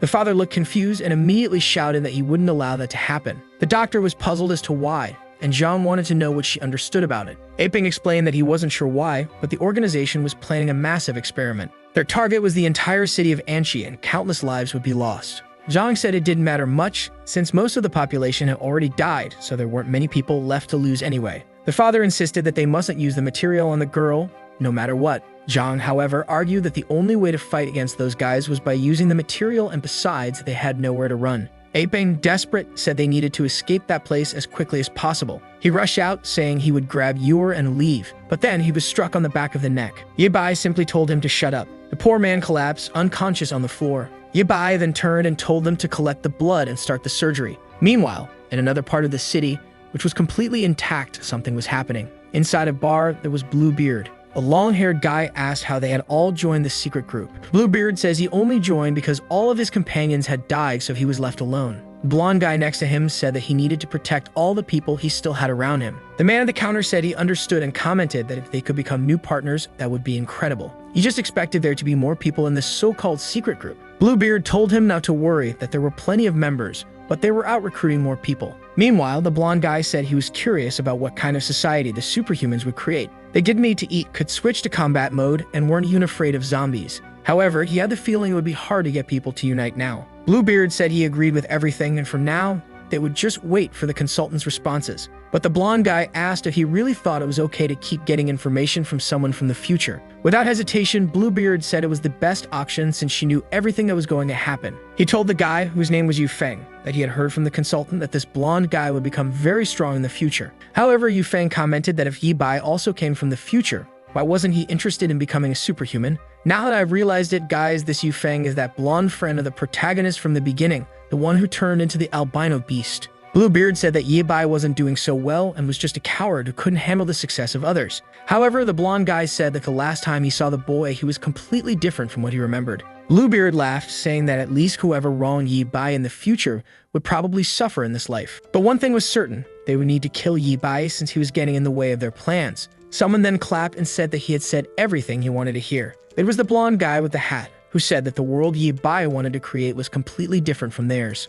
For now, they were still trying to inspire the boy and create a change in him, but if he didn't accept it, they would obviously have to kill him. Everyone in this room had been born from the black gold. They had abandoned their old bodies and accepted a new rebirth. They needed to dive even deeper into the mysteries of this item to gain a power never before seen in this race. The guys even had a little slogan saying that the Shadow Squadron was eternal. These bastards also had 30 different names for God's sake. Back at the base, the big guy was sleepy, and our boy was fixing the car. He asked Ye Bai where his friends from the future were. Since they were younger back then, they must be kids now. Ye Bai just said that the present and the future had changed, so whether his friends were still alive was a mystery. Besides, in this life, he might never meet them again. The big guy then asked how he was going to rebuild the organization he wanted. Ye Bai said he didn't need specific allies, but rather people who shared the same vision. Confused, Zhao Hang asked what that vision was. Ye Bai then explained that the goal was to eradicate the black gold and the supernatural people and restore the proper order to humanity. The big guy said those were simple things to explain but extremely difficult to achieve. However, Ye Bai then explained what had happened to future generations who had become dependent on the black gold. To maintain their powers, they needed to create zombie concentration camps, where people would be transformed to generate more materials. The problem was that in a regime like this, the number of people kept decreasing. Those with supernatural powers didn't want to fight against it. His group was the last of the rebels who still tried to oppose that regime. Zhao Hang then remarked that for someone who wanted to eliminate black metal, Ye Bai was very good at using it to create things. Ye Bai explained that in order to eliminate it, you first had to understand it. As soon as the enemies were eradicated, they would also get rid of any equipment they had created. Zhao Hang commented that it was amazing that Ye Bai followed such a serious philosophy. But Ye Bai said not to praise him too much because if it weren't for his allies from the future, he would have given up a long time ago. And if it weren't for those who saved his life, he would have already been a zombie himself. Sometime later, Apeng woke up in the upstairs room. He commented that lately, the weather had been a bit strange. Zhao Hang said they should at least be happy that the rain had eased up. However, Apeng wanted to know if they really weren't going to escape that place. Zhao Hang commented that according to what Ye Bai had said, the group had already spread across the entire world, so trying to escape anywhere was useless. The father then said that he knew you were one to stay because the way he had raised her made her too innocent. But Zhao Hang replied that after everything she had been through, she was certainly capable of making her own decisions and having her own thoughts. She was much stronger than he imagined, and besides, it was she who had requested the surgery. Apeng said he knew that, but he couldn't help but worry. Zhao Hang then mentioned that in the past, he had also worried a lot about his own son, to the point where they fought and his son ran away, not wanting any more contact with him. Unfortunately, it was only after his son disappeared that he realized they had never forgiven each other. Apeng asked if his son was still alive. Zhao Hang said he wasn't sure and that it remained a mystery, especially because he knew the boy wouldn't want to see him. However, they had to leave the past where it belonged because it was time for them to end this storm. Meanwhile, outside the base, a giant robot stomped on the ground. Man, our boy had created Optimus 2.0. The big guy was in shock, saying this must be the ultimate mecha. Aping just said that if the guy from the faction wanted to find him, then he would make sure that wish was granted. That's because he didn't like the idea of letting him proliferate so easily. He extended his arm Iron Man style to the big guy, saying his job was to take care of the place while he was away. He told him not to worry, that anyone who came there would be eliminated. Yibai told him to keep taking good care of Yor. As soon as the big guy agreed, he activated the thruster and flew off. The fool stood there watching, saying it was amazing. Meanwhile, in another part of the city, the blonde guy was just observing everything. The whole group was watching and they knew it was Yibai. It was insane that he had created a machine like that in such a short time. Apparently, the consultant really knew who the best people were, and it was time to start with a plan. Bluebeard, excited, said he couldn't contain his excitement. The blonde guy then said he would let him start the show. Immediately, the creature began to transform. His hand turned red, something came out of his back, and man, he turned into a flying horned monster. At that moment, he took off, and it was bad news if he was heading toward the base. Inside, Apeng was conducting some experiments. Zhang was talking to Yor's father through the computer, saying that Zhang's compatibility was perfect. Apeng thanked him and said that in the past, he would have had to work his whole life to afford such surgery. It seemed they were going to perform a stem cell transplant. Apeng said he didn't know how to repay them, but Zhang told him to just focus on the cameras to avoid enemy attacks. Apeng agreed and resumed his search. Suddenly, a purple energy ball approached and exploded above the base.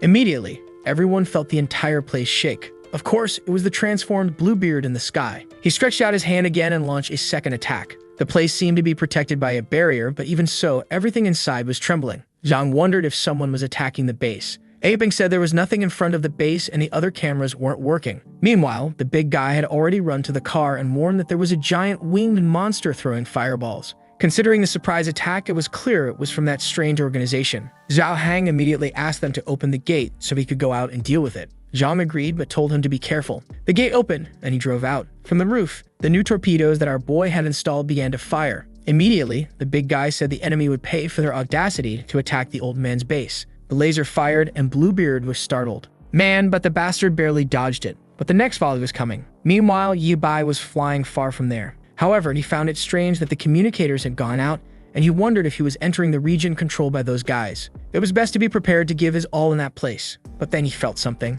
He veered to the side and dodged another attack. There were several robots on the ground, also made from black metal. He immediately recognized them as being made by the Black Guild, so now he was certain that someone had indeed come from the future. He fired a laser, the creature defended itself. Yibai was impressed that they already had that kind of technology. However, he flew up and stomped on the creature's head. He punched another robot, and the Transformer-style battle was in full swing. He dodged another attack, pulled out a claw, and struck another one in the chest. But as soon as the first one fell, he looked up and saw 5 more coming. He began to wonder why there were so many of them and asked himself how long these people had been back from the future. Once again, he launched a barrage of missiles that hit them directly. 4 exploded in the sky, and he hit another with a laser. Meanwhile, at the base, the big guy was trying to hit Bluebeard, who was just dodging. The long-haired guy asked if they were going to invade the base now. Loro confirmed but said the guy was scared because of the electric fences and the poisonous gas. Loro said they would enter, but not now, as they would be easily destroyed. However, that was already expected, and that's why he had some other plans. At that moment, Epeng warned everyone at the base that the big guy seemed to have managed to scare off the winged creature. He asked if Yor was okay and how the surgery was going, but then something appeared on his neck.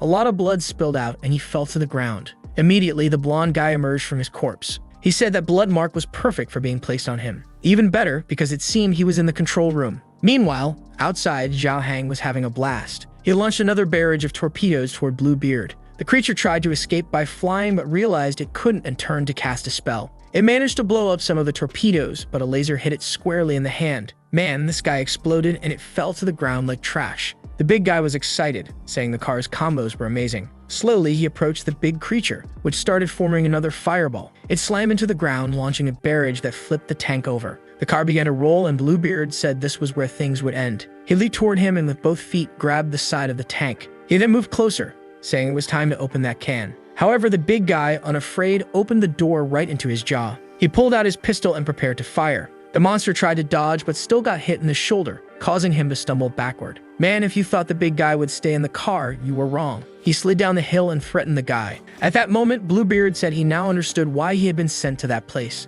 The big guy asked what he was talking about and why he seemed to be laughing. The monster kept laughing, called out Zhang's name, and said it had been a long time since they last saw each other. He then began to transform back and asked if Zhang didn't recognize him anymore. That's when Zhang recognized him as old Xiao. Meanwhile, back at the base, Tang was watching over Yuer. She seemed relieved that nothing had fallen on top of the capsule. Zhang informed them that the attack must have cut the power, and now they were running only on generators. However, the big problem was that the stem cells they had absorbed from the father had been destroyed. Tang said it was no problem. They could just ask him again. But at that moment, the blonde guy walked in saying that, unfortunately, he wouldn't be able to come back to that place. Zhang immediately turned and asked who this guy was. The blonde guy introduced himself as a member of the organization and apologized for what happened. Shocked, the old man couldn't understand if these guys had managed to destroy the barrier or if they had taken down Zhao Han. The blonde guy said he wasn't that hostile and had only borrowed a little piece of Mr. Yo's flesh. Zhang asked if he was saying that he had killed Haiping. The blonde guy replied that to humans he was dead, but now he would become a zombie, which was even more magnificent. He then told Dr. Tang not to worry, as they weren't going to hurt her. But Zhang ordered him to leave, saying no one was going to help him. The blonde guy then said it seemed Yi Bai had told everyone everything, but maybe they shouldn't trust him completely. After all, from what he had heard, this Yi Bai was someone who abandoned others when he needed to save himself. Meanwhile, our boy was slamming the giant robots into the ground. He looked to the side and saw two more approaching. Nearby, a girl was watching him. This girl was definitely one of those who had also come from the future. Our boy finished off another robot and some others started shooting at him. He easily defended himself, turned around, and finished off the other two. They were slowly evaporating, but he found it strange that these creatures were too weak, as if they were just basic construction robots. Then a gate began to lower. Inside, there was another creature. Two white legs stepped out and some sort of flamingo, peacock lion, or whatever it was appeared in front of him. He remarked that, at least in terms of style, this faction never disappointed. The creature let out a scream and immediately charged at him with a roar. Yi Bai managed to dodge, but she activated something in her stance and launched a follow-up attack that sent him flying out again.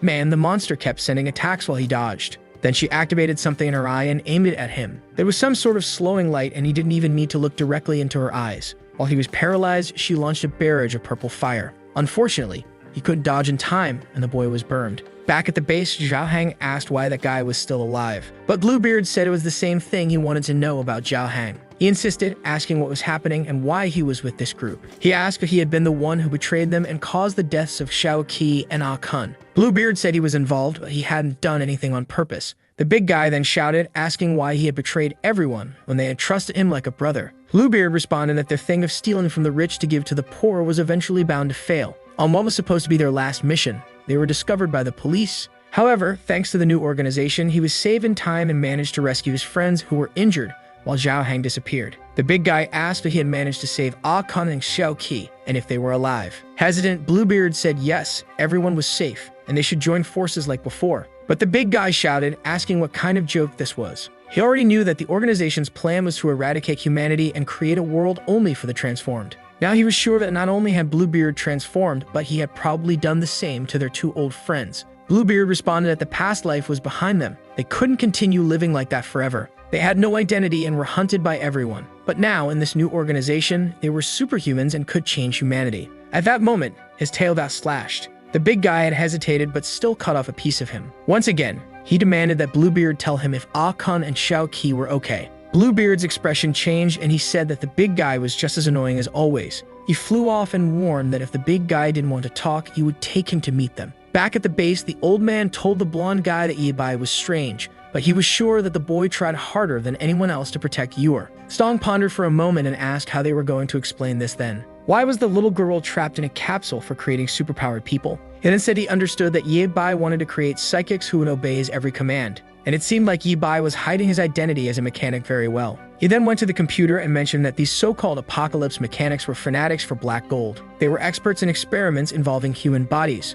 Zhang asked what he was planning to do. Song simply replied that he was helping the boy finish what he wanted. But with a small adjustment, they would turn this girl into a psychic loyal to the black faction. He pressed enter and said that now, with one more ability user, the organization had become stronger. The old man cursed him as human trash and ran at him with an iron bar in his hand. But suddenly, fire came and melted the bar. Jabo was standing next to the blonde guy. He warned him to be careful and not to play with fire in that place. The long-haired guy responded that he was eager to meet the new company, not to mention that he had a special connection with her. The blonde guy then ordered him to deactivate all the defense tools in that place. He said he was on it. However, he started shouting in frustration, saying he was angry because there was nothing to burn in that place. He then spotted Lena on the ground. He asked if he could burn her since no one said they needed to take her alive. The blonde guy authorized it, and immediately he approached her. He told her to scream a lot when she started cooking. He then grabbed her arm, but the place began to shake. The ceiling started to crumble, and the transformed Anne appeared. The old man was startled, and she activated her eye power. Man, in the next second, she had already finished off everyone in the room. The bodies all dropped to the ground.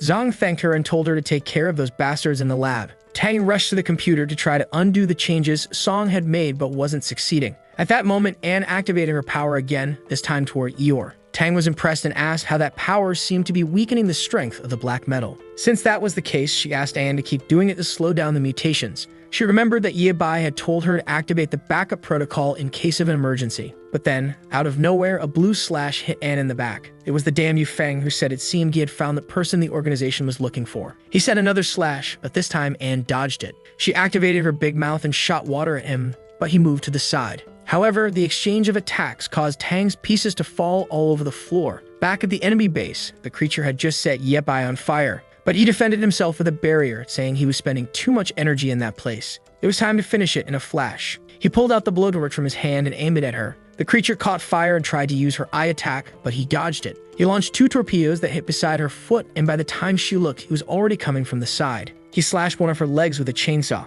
The creature fell to the side, and he immediately smashed her semi-eye. Up above, the white-haired girl was just watching. She commented that he had passed with flying colors. Our boy stood in front of the fire with the creature being devoured by the flames. But suddenly, he looked behind him and activated a laser aimed at the girl. The top of the base exploded. He looked up and didn't see her, but she was soon next to him, saying he truly deserved the title of Master Mechanic. Once again, he tried to punch her, but the damn girl teleported away. She appeared on the other side, saying it was a shame he hadn't joined the mechanics committee. Angry, Ye Bai wondered why he kept running into people who had teleportation powers. He flew toward her, but the girl just stretched out her hand. At that moment, his robot seemed to stop functioning. He wondered what was happening and why it seemed like he was running out of energy. He then asked if she was a traitor to the committee and what time she came from. She said that once she had been the great sage of the Northern Mountain. She worked with a mechanical council that he should be familiar with. She lowered her hand and Ye Bai's robot crashed to the ground. He wondered why everything seemed so heavy. She then informed him that this black gold manipulation came from 100 years in the future, so he better stop resisting. The only option he had was to join this organization. Ye Bai seemed to recognize the name of the great sage of the north. He said that everyone thought she had died since she disappeared out of nowhere, but it seemed she had become a dog of the black organization. He said that by doing this, she was truly a disgrace to her grandfather. Man, this girl was Dr. Zhang's granddaughter, and her name was Zhang Yu. Could she be the future Yor? Now, I'm confused about what happened here. We're figuring it out, but she said that joining the Shadow faction was the most effective thing to do, and everything she did was to continue evolving what her grandfather had created. However, Ye Bai asked if her plan to turn all humans into strange creatures was the so-called Grand Plan, and that she must have surely killed many of her mechanic friends in the time she lived. Yor said she had always told the truth, but few believed her. And to avoid any future problems, she had no choice but to eliminate each one of them. She warned that if Ye Bai continued to oppose her, his fate would be the same. Our boy said he was eager to hear what brilliant ideas she had. She then asked if he really believed that black metal was all there was to this apocalypse. He said that as far as he knew, the meteor brought this virus, and that's why humans began to transform. She said that for a long time, she believed that too. However, the truth was something no one wanted to share for fear of causing panic. Ye Bai then asked what great secret had made her change sides and start killing so many people. Yura simply said it was because of a meteor. 5 months ago, it fell on this planet and brought the zombie virus.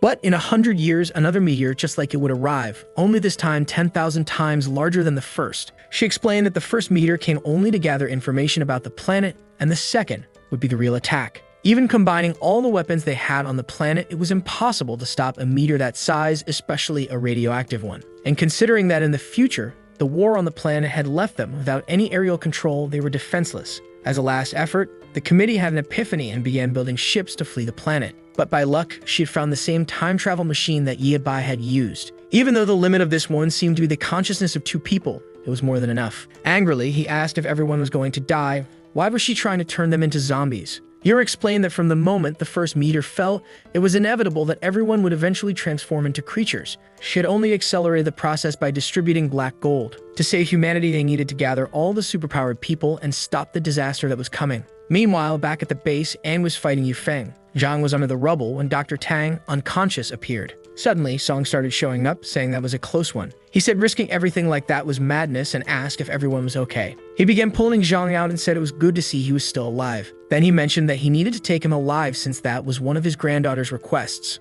The old man was confused, not even knowing she was still alive. The blonde guy said she was an extraordinary person who had become the great sage of the mechanics. In a century into the future, along with their organization, they had already conquered the entire Earth. Confused, the old man asked if he was talking about Zhang Yuer and if she had really become a member. Man, I was startled. Apparently, they're different people, right guys? The blonde guy said she was the great sage behind the organization and might have gone even further if she had her legs. And I don't know if the translation is wrong, but the blonde guy said that one of old Zhang's experiments had caused an explosion in the past that made her lose her legs. Apparently, Mr. Zhang's son had sent her abroad. However, she never held a grudge against the old man, and that moved Song emotionally. He then said he was sure Zhang must feel guilty about it, so it would be good for him to meet her. After all, he imagined that's why Zhang wanted to take such good care of Yuer, since they looked alike. He then kicked Jubo in the head, telling him to wake up already. He ordered him to bring the old man and Dr. Tang, saying they were heading back to the base. But then someone entered the room. They looked confused. It was Yuer's father, who had transformed.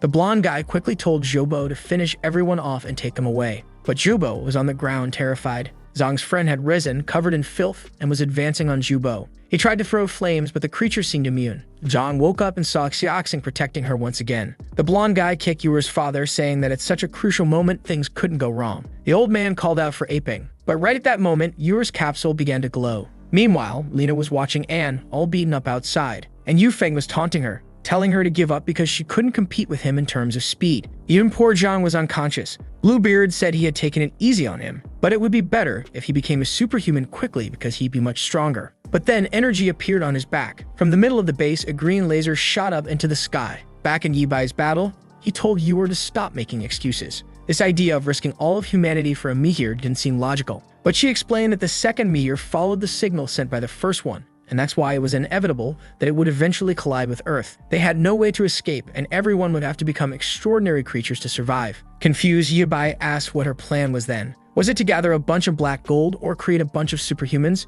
She said she wanted to control and guide them all completely, like a queen, just as she imagined Yibai wanted to be. He said it was a tempting offer, but he refused. That's because he had no interest in being the leader of a gang full of members who were about to explode. He activated his shield and said that as a member of the Mechanics Association, he would never side with those who were against humanity. He fired a laser in her direction, which she easily blocked with her hand. He launched more torpedoes, which exploded, but she simply teleported. She remarked that it was amazing how quickly he had developed the technology to recharge energy so fast. But without black gold, it was only a matter of time before he ran out of power. Her energy once again sank Yibai's giant robot. He activated the thrusters on his back to try to escape, but she merely stretched out her hand and slashed at him. The boy kept flying, sending more torpedoes, but she protected herself. Amidst the smoke, he rushed in and delivered a shockwave. But this time, it did nothing. Still, he celebrated because at least now she couldn't teleport. But Yuer said it was ridiculous to think she would be neutralized by that kind of attack. After all, his system would overload long before that happened.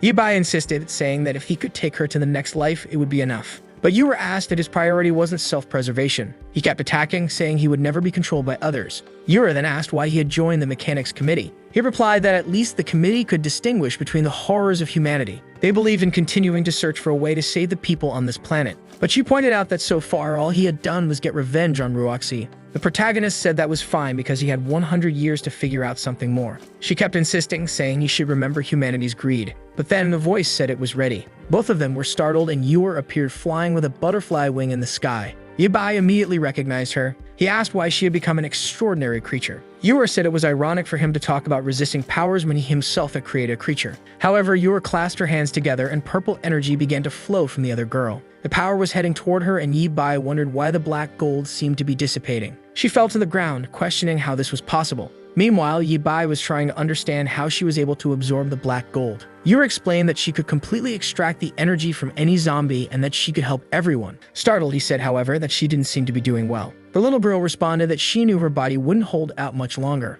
but she already knew this was inevitable, with or without the transformation. Yuer then said she knew she had found Yibai in the future. Confused, he asked if she could read minds now, but she only replied that now she could see that Yuer had come back to the past to help everyone. Yuer believed everything would work out if people received the support and encouragement they needed. That's what her father had always said, and that's what she believed in. She was sure they could unite and survive these challenges. That's why she was going to absorb all the black gold on Earth. She would leave the solar system and guide the meteor to another cosmos. Yura then told Yibai to take care, as the future was now in his hands. He raised his hands and cried out for Yura, but she was gone. With a like on this video that helps Mamoru make more juicy content for his viewers, activate the cheeky little bell, and I'm out.